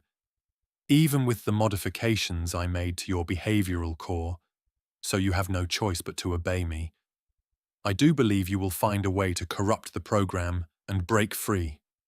I am not stupid, HK. Resigned statement. I despise this existence already. That wasn't a no, huh? Vila snorted before she nearly doubled over laughing. Oh, I am loving this. Does he have to, act like a proper protocol droid, if you order him to? I nodded. For now, I think he absolutely does. From now on, your designation is HK-01, and by these deeds, you, the protocol droid, are assigned to me, Kael Varo. I said, holding up a datapad. Your primary function is to assist in matters of etiquette, translation, and diplomacy. Oh, and you will refer to me as Master in public. No meatbag comments. I watched as the HK droid's optics dimmed, as if contemplating every life choice that had brought him to this moment, or how to kill me in the future. Maybe both. Statement. I now understand the concept of actual suffering. Drama queen. Vila snorted, pushing herself off the crate, walking circles around the droid that was now taller than she was. It is only you who are responsible for ending up like this. If you wanted to escape, you shouldn't have called Kael a meatbag. Serves you right. After a few days of further travel, under which I was giving HK partial free rein to walk around the ship and get used to his new body, we finally docked at our first actual target, Cathari Station. Our arrival at the drifting asteroid, part of a massive ring around a giant blue star, was uneventful, which was precisely how I liked it. Sitting in the co-pilot seat, I watched as it got closer to us while we were given permission to land on one of the outer platforms, but within the shielding, keeping a breathable atmosphere on the barren rock base. The station itself was a sprawling hodgepodge of outer rim architecture. Part of it was a functional trade hub, part shadow port, and I guess the deeper one went, it became entirely the kind of place where people vanished if they weren't careful. As we flew towards our mark, I watched the web of docking platforms, the rusted corridors that connected them, and the flickering signs advertising everything from weapon repairs to questionably legal medical procedures as we touched down. After we landed, we had to wait a little while for the shielding to seal behind us and fill the partial vacuum around our landing pad with air before we were permitted to dismount. As soon as our ship's ramp lowered and we walked down, we were swarmed by junk-looking droids, rushing forward, beeping, and offering their services to maintain our vessel. I knew that because, to my surprise, HK did translate their beeps, making Ben tell R2 to lock down everything on the ship, safety first. It's been time I was at a place like this, Vila muttered, who, now, had opted for a hooded vest over a tunic that let her leku drape freely. I guess you were dragged around stations like this, huh? I asked, while I wore a simple spacer's jacket and utility belt around my waist, hiding my lightsaber in one of the little compartments. Always stay cautious, my master said, while both he and Kael were dressed similarly, as plain travellers. We are here to look around, and not to draw attention to ourselves. So keep your temper in check, Master Katan said, patting Vila's shoulders, prompting her to nod back at him. Smiling, I looked at HK-01, shuffling behind us in his protocol droid form, looking like every other servile machine on the station. Displeased observation. The air quality of this station is suboptimal. I detect traces of unprocessed fuel vapor and various biological contaminants. It would be best if I remained on the ship. Welcome to the Outer Rim, Vila muttered. Enjoy your stay and stop trying to weasel out of your responsibilities, rust bucket. Listen up. Ben turned to us, ignoring HK's protest. Cathari Station was the last place Vestara was reportedly seen. We don't know if she's still here. It is highly unlikely because it was already months ago. But if there's any trace of her, this is where we'll find it. We already discussed the probabilities. Master Katan nodded, continuing. We'll cover more ground if we split up. Ben and I will check the central concourse and see if anyone in the trade sector has heard anything. I inclined my head. That leaves us with the lower levels? Unfortunately, Ben said with a smile, but I knew it was more of a test, a mission for us to see how we fare. Try not to get mugged. We'll be fine, Vila assured him. We have HK. Isn't that true, Master Assassin? Statement. I fail to see how a decorative servant droid will intimidate potential threats. Oh? Now you are staying in character? Well, your charming personality is a weapon all on its own, she continued, grinning. Flat response. If I had my old chassis, I could properly demonstrate the accuracy of that statement. Not happening, I cut in, ending their back and forth, nodding at my master, and we were on our separate ways, meeting back up at the ship 5 hours later. Cathari's lower levels were exactly what one would expect from an outer rim station on the edge of civilized space. Stale air filled with the scent of rust, dim corridors, neon lighting that flickered with power, fluctuations, and the sounds of groaning metal, beeping of droids and a dozen or so alien languages, arguing about something, or just sounding angry all of the time. No wonder the last known Sith leader came here. This felt like the kind of place where people didn't ask questions, which made it the perfect hiding spot for someone like Vestara. We moved carefully through the crowd, keeping our heads down but ears open. Vila walked beside my right, her eyes scanning every corner, while HK trailed behind us too. His pace was unnervingly smooth, despite his constant stream of complaints about his body and situations. He was indeed a good assassin. He was already in perfect control of his new frame. Observation. The inhabitants of this sector appear to have a 76.3% likelihood of engaging in criminal activity. Really? Vila raised an eyebrow. What gave it away? The spice dens or the illegal blaster shop, the slavers we passed 2 minutes ago, or the dead body that had a leg sticking out of the trash compactor? Clarification. No, those are trivial indicators. I meant the general lack of personal hygiene and the aggressive body language, which suggests they are either criminals or exceptionally irritable merchants. Both of you. I sighed, glancing at the two. HK, just try to act normal. Statement. Ah, yes. Let me seamlessly integrate myself into the role of a subservient protocol droid. Oh, esteemed organic beings, how may I be of assistance? Perhaps you would like me to translate your barely coherent grunting into something resembling basic? Pfft. Vila covered her mouth to stifle a laugh. Try that, and they will try to disassemble all three of us.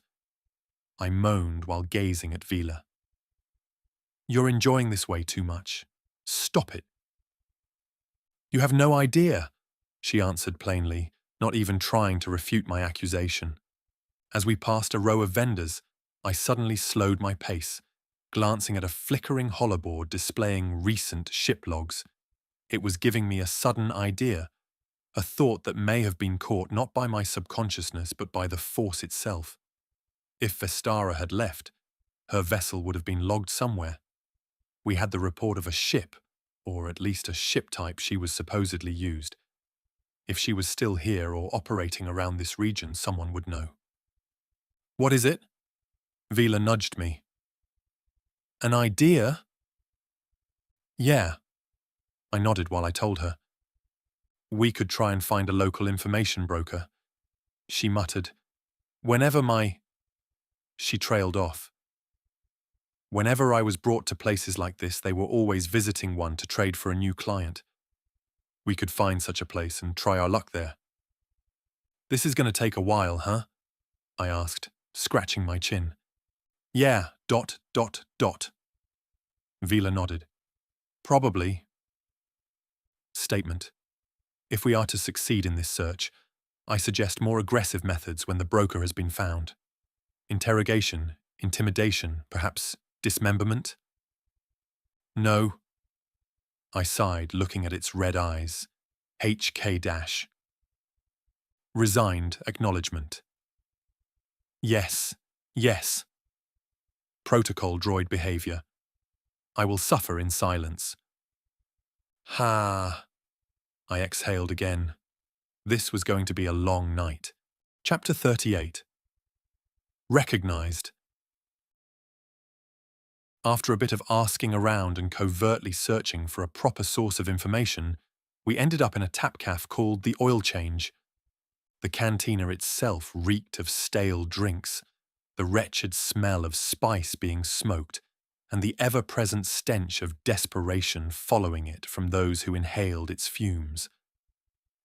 The space was crammed, and the dim, flickering glow panels barely lit up the cracked leather booths and rusted metal tables around the tapcaf, where a mix of smugglers, bounty hunters, and low-life scum nursed their drinks between their hands, claws, paws, whatever they had. I have never been to a place like this, but I didn't let it show.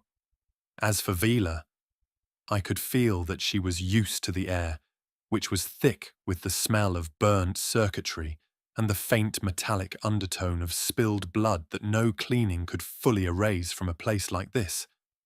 I even noticed her lekku twitch in a certain rhythm, probably because the cantina's background noise was filled with the rhythmic thrum of a half-functional jukebox blaring out an old twi'lek ballad, as far as I could gather. Many times, it was punctuated by the occasional outburst of wild laughter or the clatter of credits exchanging hands over a high-stakes Sabbatsy game we passed by. No wonder we were pointed to this tapcaf, as I could feel it oozing from everyone around me that no one asked questions about what was happening in there, unless they were looking for trouble. In the end, we occupied a booth near the back, our expressions remaining neutral as Vila ordered something to drink, but only after one sip did I have enough of it. Stale blood tasted better than whatever this was. Well, the drink was only the clue anyway, not for us, but for the broker, who we were told would come to see us. We just had to ask for the right drink. Sure enough, 10 minutes later, a new face joined us at the table. Across from me, a Devaronian man lounged leisurely, introducing himself yet not, never mentioning his name. Not that we gave him ours, either. Focusing, I could feel the straightforward confidence coming from him, being someone who believed he controlled every conversation that he was a part of. His horns gleamed under the cantina lights, and his sharp teeth flashed with every smug grin, enjoying the fact that he had what we wanted. And he could ask for anything in return. For a start, we let him submerge in the thought, so he had been talking for a while, his words dripping with the oily charm of a Hutt's dinner. Small galaxy, eh? He suddenly said something that shocked me so much that I couldn't keep my face from reacting. Didn't expect to run into a Valtherion outside of Iskandar. He tapped the rim of his glass, the sound of his nails as sharp and deliberate as they could be. How? I wanted to ask. But I knew that my reaction had already confirmed his words, even if I hurriedly changed my expression. As for Vila, she also raised an eyebrow, even though he knew of my past. It was just that we had never really talked about it since then. No matter, that wasn't important now. We both knew that the Devaronian was fishing for clues, and that meant he knew some things but wasn't sure of our origin or if he could divulge them to us. But if he recognized me, did that mean someone from my family was involved? While I was in thought, HK, waiting to step in and translate when needed, stood a few paces away, remaining silent and unmoving, as if merely waiting for instructions. Still, even from the corner of my eyes, I saw how his photoreceptors glowed faintly, scanning the room with calculated precision, ready for a fight. "You have something for me?" I asked calmly, not denying his previous assumption. "Do I?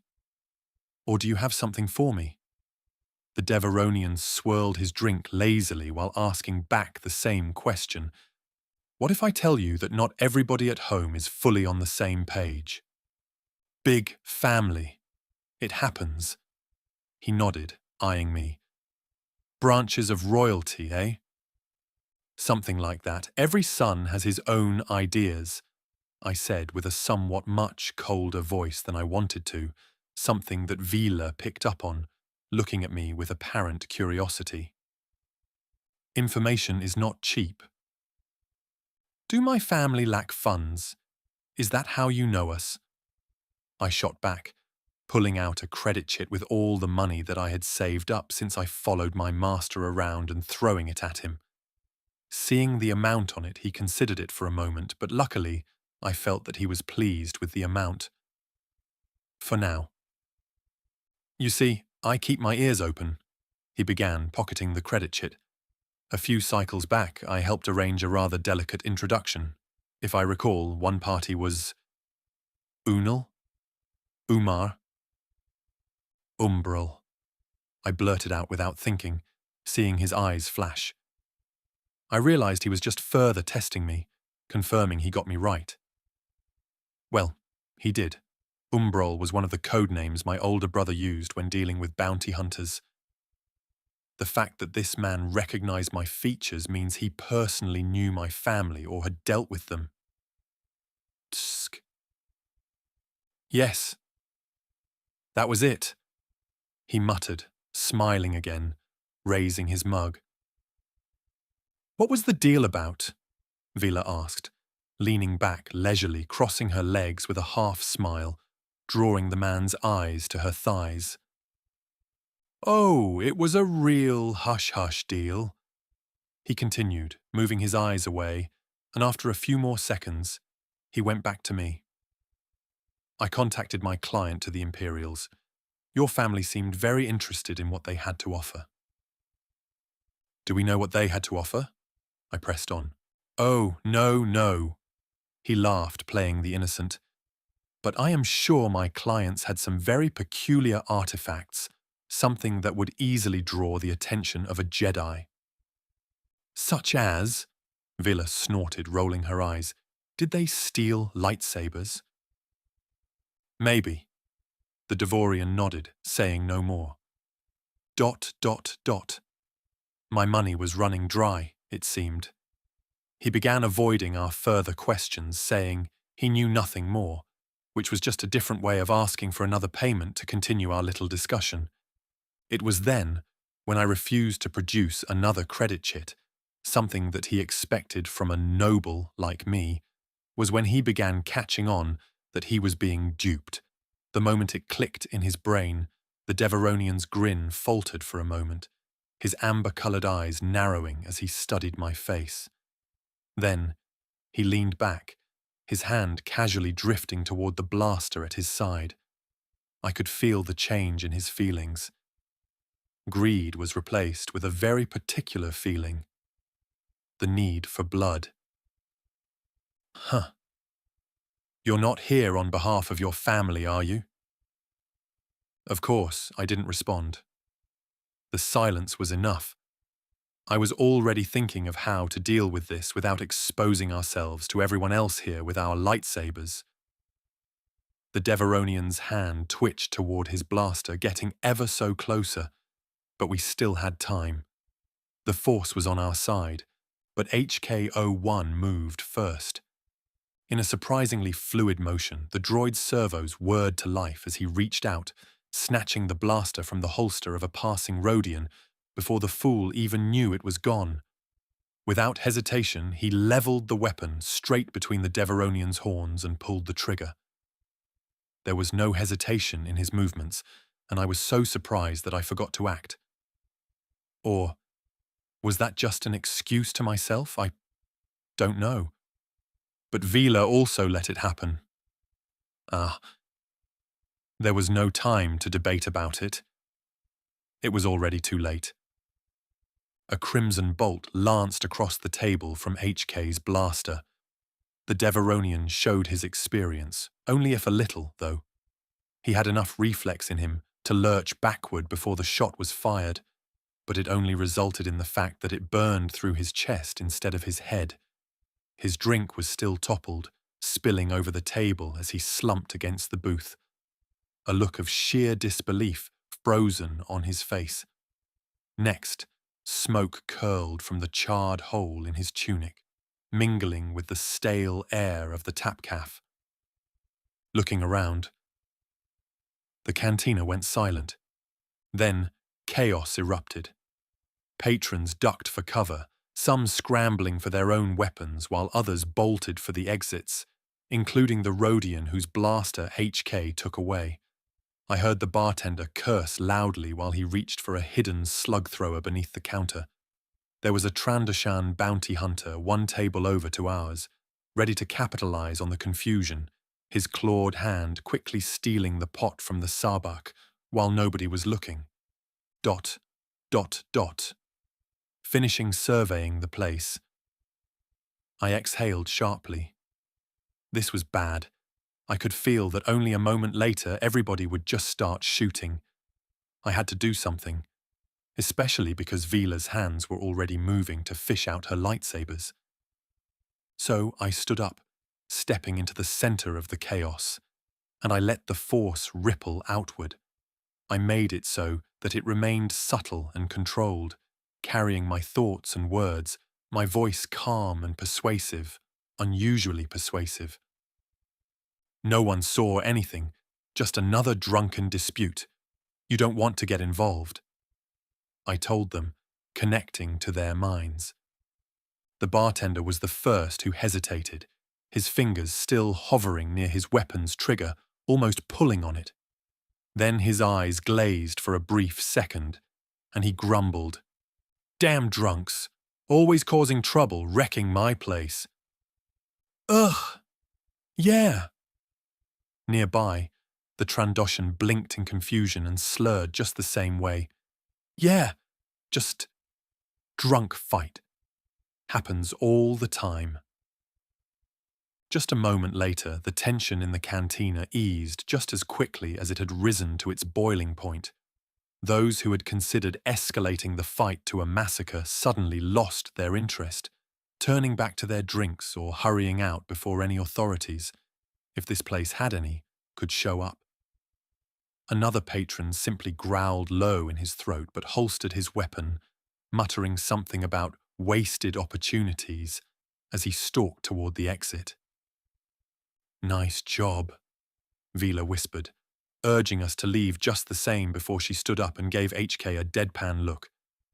Was that necessary? In response, HK-01 simply inclined his head, his voice dripping with mock sincerity. Query: was the meatbag attempting to kill you?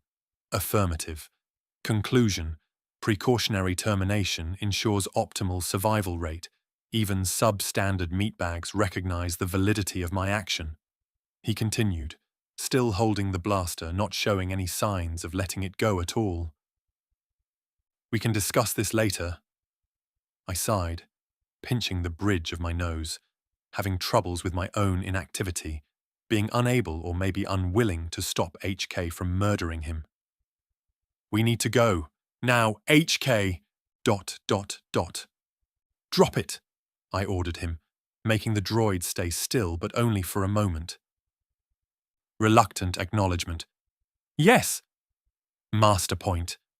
Then he tossed the stolen blaster onto the Didvaronian's still-smoking corpse and strode after us as we slipped out into the neon-lit streets beyond the Tapcaf. We had to find Master and find him fast. We just had a possible lead in our hands, one that I wasn't so sure I wanted to follow up with because the Force was telling me, and telling me clearly, I would meet with people from my family, something I wasn't really looking forward to. Chapter 39. Pouring it out. The walk back towards the ship, after we were out of trouble, was a quiet one. I was thinking about what it could mean to me and my family, watching the neon lights of Cathari Station flickering in dull patterns across the Durasteel walkways, unable to calm my thoughts. It made my body stiff, and even if I had my hood drawn over my head, my posture was tight, and my shoulders were squared, making my movements stiff. I was probably looking like HK, who followed behind us, his mechanical joints clicking like a metronome, becoming the only consistent noise in the silence between us.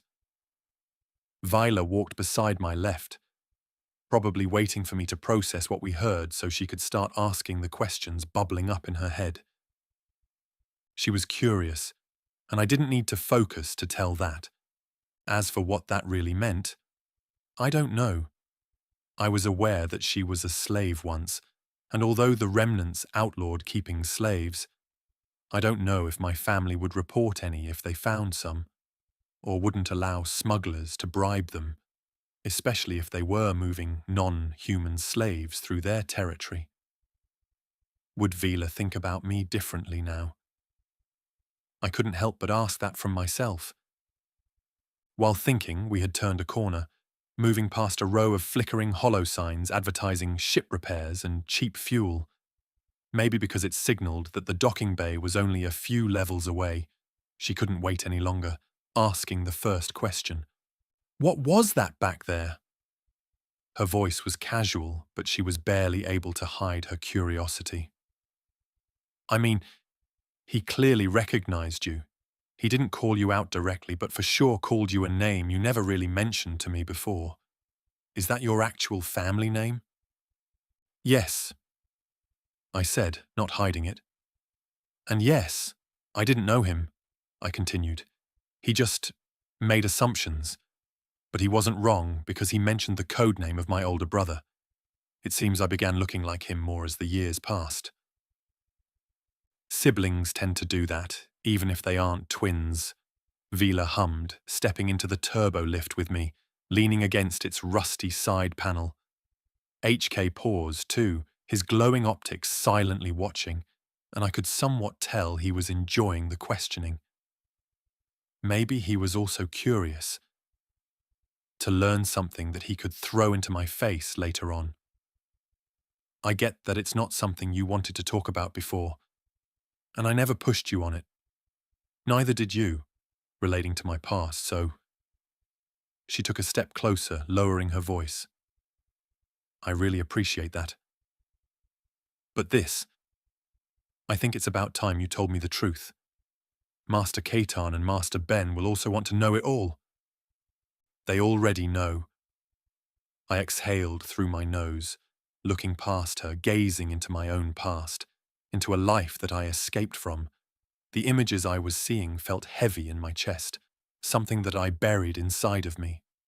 Blinking my eyes, returning to the moment, I glanced at HK, who said nothing, simply looking at me like a statue, maybe even recording the conversation.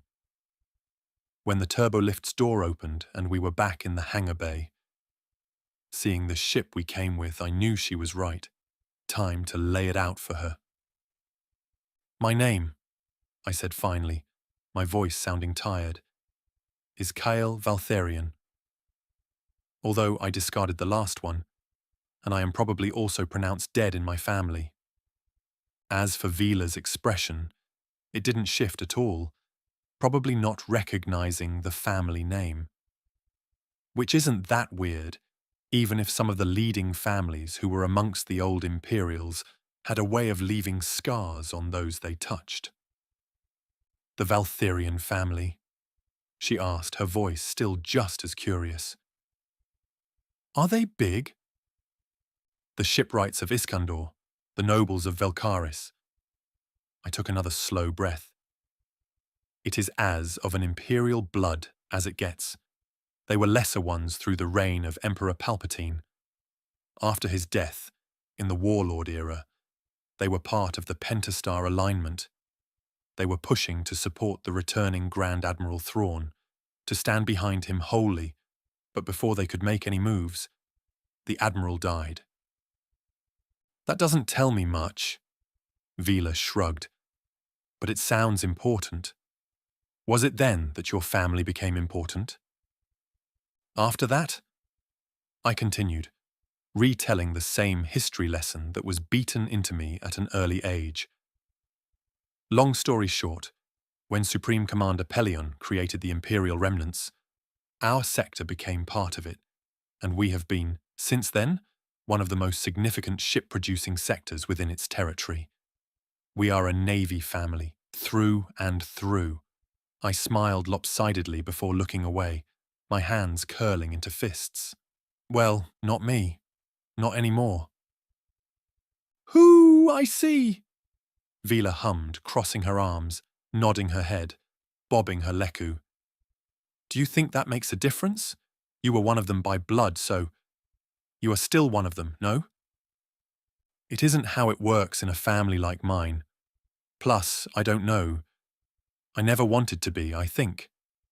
I answered honestly, saying my actual thoughts. "I was born into a family that saw itself as part of the Empire's last true legacy, a group that even within the Remnitans is looking to uphold some of Emperor Palpatine's ideals.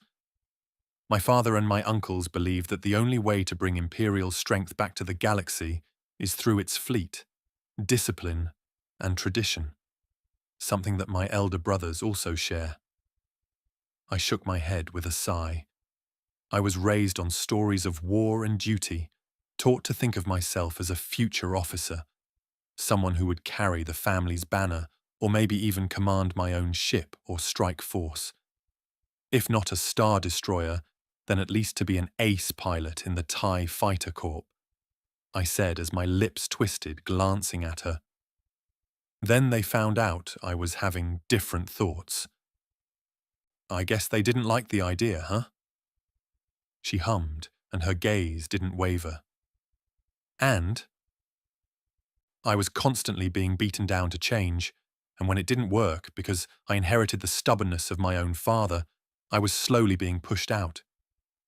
Then I began realizing that I was force-sensitive. Now, they, of course, abhor the Jedi, as it was Grandmaster Luke and Darth Vader, two Jedi who killed the Emperor." "So it wasn't looking good for you, eh?" "No. And that was the end of it," I said bitterly. "They saw it as a stain, a curse. My father tried to pretend my premonitions didn't exist, ordered me to suppress it, to ignore it, hoping it wasn't a sign of being force-sensitive. But I couldn't. It's part of me. When I refused to follow their path, when I refused to be what they wanted, I saw no other option. So I left before they could make the choice for me. That was brave." She whistled, gazing at me, looking into my eyes. "You walked away. Just like that?" "Yes." I nodded while I met her eyes. "It wasn't that simple, though. I stole a ship while doing so, so I probably am still a wanted criminal back home. Ah, ha, ha, ha, ha! That's awesome! She stared at me, laughing, her leku twitching constantly. And you kept this hidden all this time. Damn, I somewhat guessed that your past was something big, but I didn't think I'd be walking next to an Imperial noble. Your Majesty! Ugh. Stop. I flinched, hearing her say that. I am not one of them. Sure, Count Kael, Vila laughed. But it wasn't hurtful. Instead, her typical teasing, acting the same way she always did. It relieved me for some reason. I was afraid she would think differently of me because of it. I guess it is my turn now. Your turn? I asked, surprised. Of what? But she already started. I spent years as a bait for nobles like you. I mean, for beasts that then my owners sold to people who had the money to make my master rich. The ones who thought exotic predators that loved to hunt little kids as snacks were just another luxury to buy. Maybe some of those things ended up with your family, huh? Kyle's stomach twisted. Vila. You don't get to say anything about it, she cut me off, her voice stifling anything I was about to say, letting it be stuck in my throat. You don't get to tell me you're different, or that you walked away because I know. Duh. I am not blaming you, idiot, she said, rolling her eyes. Because it doesn't matter. I hate slavers, the ones like my bastardly owner was. I hate people like that horned idiot HK shot. If you are worried, I would hate you. You are just plain stupid. She reached out, knocking on my forehead with a grin. We are friends. Besties. ... I couldn't help but swallow hard. I had nothing to say to that, none that wouldn't sound hollow. What could I even say? And I knew she was as honest as one could be. I felt it, so I just let myself relax. My body releases its stiffness, and I breathe. With a smile, I looked into her eyes, nodding back at her before giving her a hug. It was good. It was great. It suddenly made her really nervous, but I didn't let go because it felt like the best medicine for my thoughts. In the end, she hugged me back, patted my back, and looked blushed after we let go of each other. Idiot, she mumbled. HK, who had been the silent observer so far, finally spoke, his mechanical voice cutting through the relieved silence between us. Observation. Organic emotional responses are fascinating. Your lack of hostility is noted, Vila. I will refrain from eliminating you. Wait, what? We asked, looking at him with raised eyebrows, one hand on our hidden lightsabers. Clarifying statement. I am programmed to obey and protect my master. Meatbag Kael is designated as that person. Aggression towards him results in my protocols taking priority, eliminating all dangers. Proud clarification, including Jedi. Sure. Vila shot him a glare, shrugging, but it's not the time to boast. HK. Thanks. I guess, I grunted, looking at the droid. Speaking of elimination, that is why you shot the informant. Statement, obviously. Boasting explanation.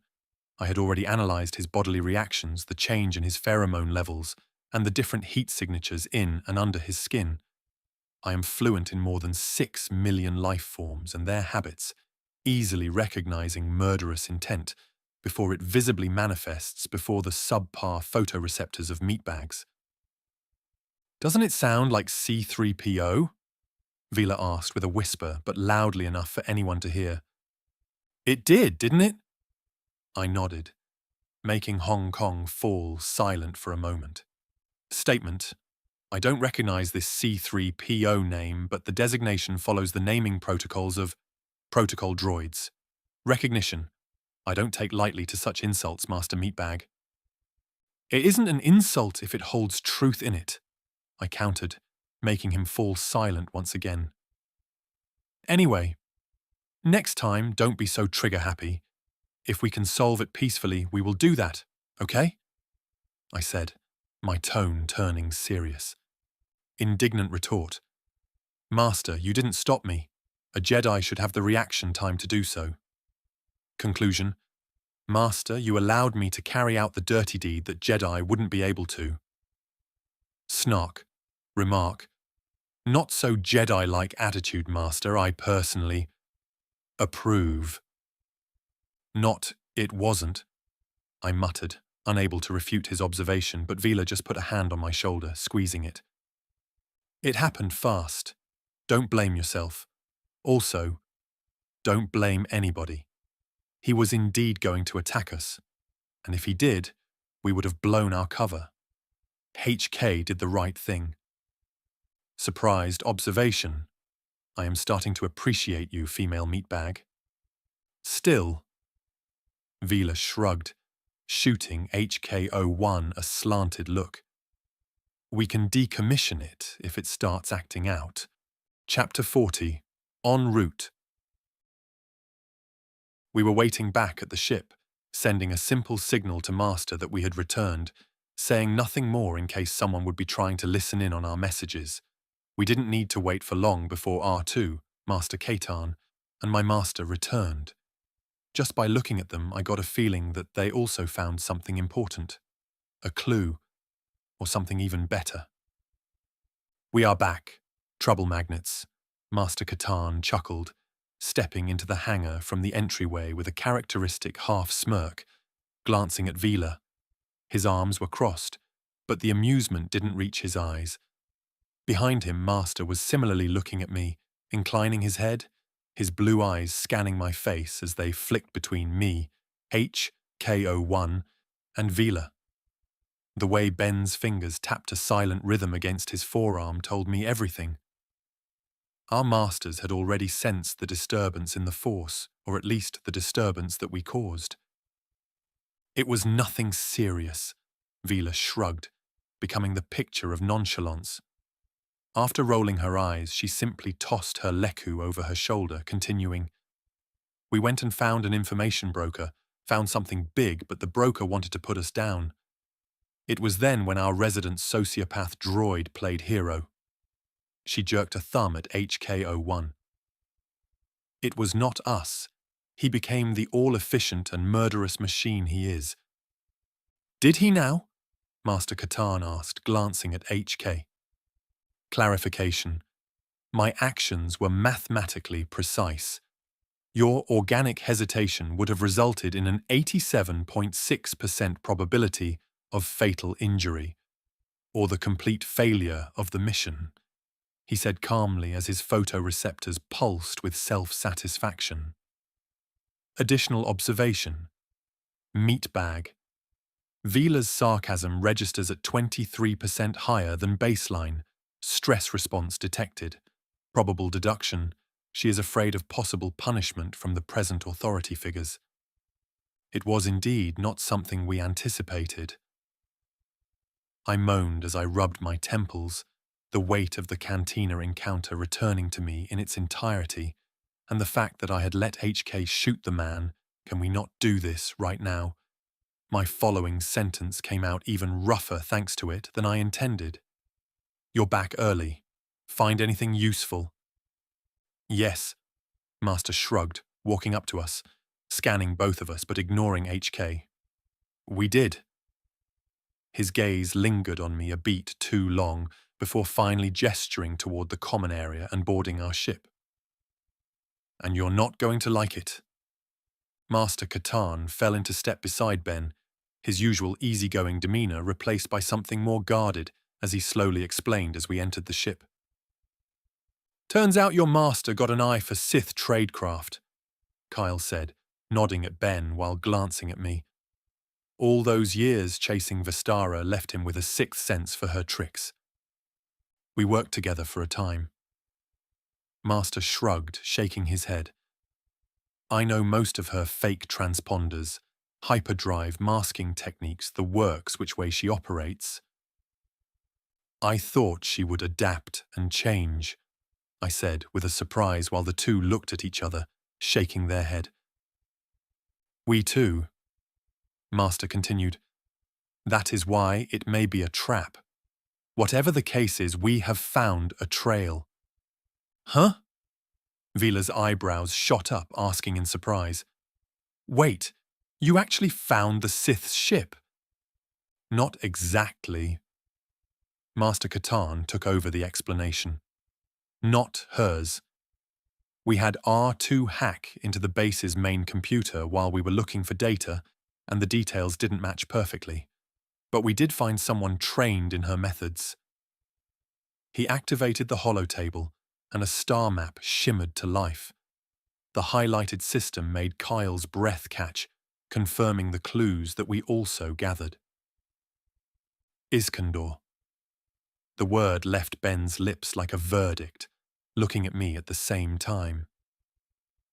If it is true, Master Katarn added, also looking at me, and I could feel the two probing me with the Force. It is, I added with a long sigh. The thing we discovered only confirms it. The informant recognized my features and used my older brother's code name. Vestara and the others for sure went there and interacted with my family.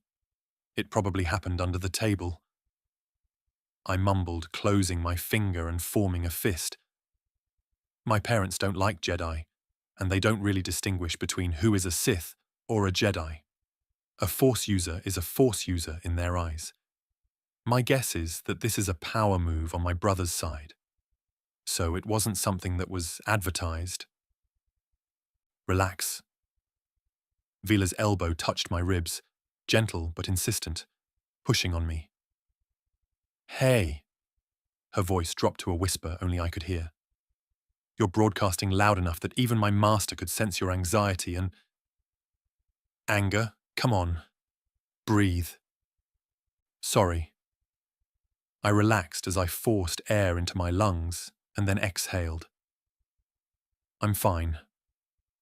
But I wasn't really, and the lie tasted bitter. Well, Master Katarn exchanged a loaded glance with Ben before continuing. We don't have all the pieces yet, but if the Sith is sniffing around Iskandar. He let the implication hang a little. We must go there and follow up on it. The last time the Empire and the Sith merged, we got ourselves a Palpatine. He is right. Ben picked up the thread of his logic. Your parents still hold considerable influence, Kyle. Even if they're not willingly involved, others, as you said, will... the remnants wouldn't work with the Sith.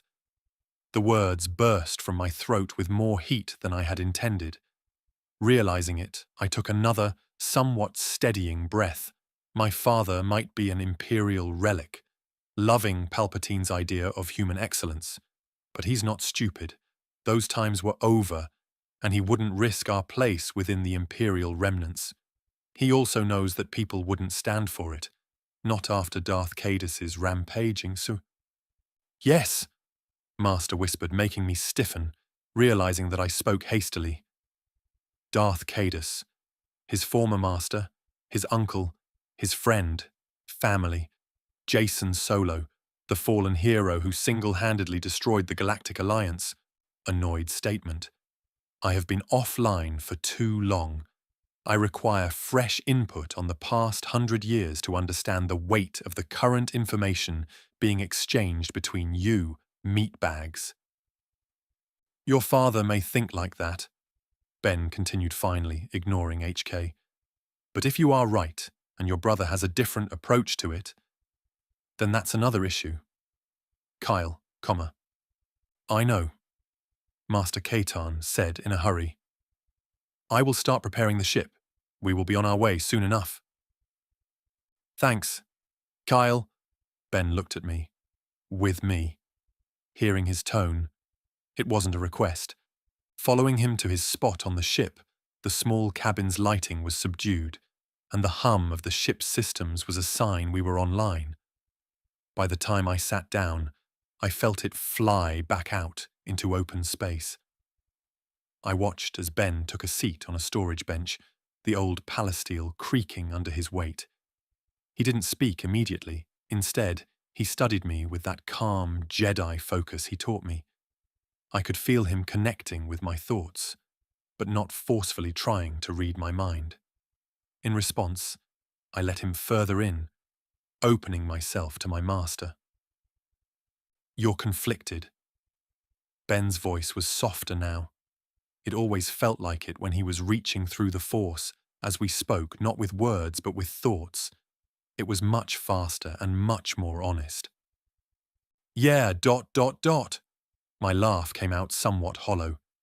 "That obvious?" "Like a supernova in dark space." Ben leaned forward, elbows on knees. "But it's more than just going home, isn't it?" "Much more." And it was then that the dam I was trying to hold back broke. "I didn't stop him, Master." My voice cracked, even in my thoughts. "I mean, HK. I saw the moment coming. I felt it in the Force like you taught me. That split second where I could have intervened." I stopped for a moment and stared at my hands as if they belonged to someone else. "I just watched." ... Ben didn't flinch, just watched me quietly for a second. "Tell me what you felt in that moment." "Authority." This admission shocked even me because it came forth immediately, not as a word but as a thought, an actual feeling. I do not know if that feeling had any allegiance. Light, not dark. I just know that it had certainty. A belief that removing that threat was the cleanest solution, that it was the right thing to do to solve mine and many others' problems. "I see." To his credit, Master didn't recoil. Instead, he nodded slowly. "And afterward?" Like I'd failed some fundamental test, I murmured in my head, trying to recall all of it and transmit it directly to him. "What kind of Jedi thinks like that?" "The human kind." Master's response came swift and sure. "My father once told me the difference between a Jedi and a Sith isn't that one never feels temptation. It's that we question it when we do." "But I didn't question it." I looked up sharply at him. "You do now, aren't you?" He smiled softly. ... "You are connected to others, Kael. Never forget that. I know I taught you well, but your gift is still yours. You can feel others, connect to them, and we never really practiced against negative emotions." He sighed. "That is why this trip is important. The feeling you describe can easily be a collective will, an amalgamation of those who he wronged, oppressed, cheated, all of those who would be happy and free after he was gone. If it is, it also means I can be easily influenced." I answered, biting my lower lip. "Aren't you worried, Master?" "Should I be?" He countered, a hint of his usual humor returning. "You're sitting here tearing yourself apart over a moment of instinct. That's not the dark side, Kael. That is your conscience. We make plenty of mistakes, but we work from them." "I will try." I nodded as the tightness in my chest eased fractionally. "So what now?" "I mean, now we go to Iskandar." Master stood, placing a firm hand on my shoulder, speaking actual words. "And you remember you're not that scared kid anymore who your family can bully. You're a Jedi. You are my Padawan." He squeezed gently. "And you don't have to face your ghosts alone." "How's the kid?" Kael asked as Ben entered the cockpit, which was occupied by only the two of them. "He will be fine. He is just oversensitive," he answered calmly. I also had a talk with Vila. Unlike Kael, her issue is that she doesn't even consider the event problematic. Not that it was, but at least the thought should have occurred to her. Both of them are similar, in a way. Ben chuckled, making Kael shrug, running his fingers through his greying hair. You can say that again. I am now unsure if it was the smart idea to ask you to let me teach Vila. I am happy you decided to do so, Ben said honestly, glancing at the old Jedi. You look younger now. Much younger. Don't try to kiss up to me, kid. Kael laughed, shaking his head. I'm older than your father. Anyway, I do feel like it is my last hurrah before going to sleep. Kael. It's fine. I am old. He waved him away. As I said, it is my second wind taking Vila under my arms. It was a feeling. Maybe in my old age I finally became what Luke always told me I was. A proper Jedi.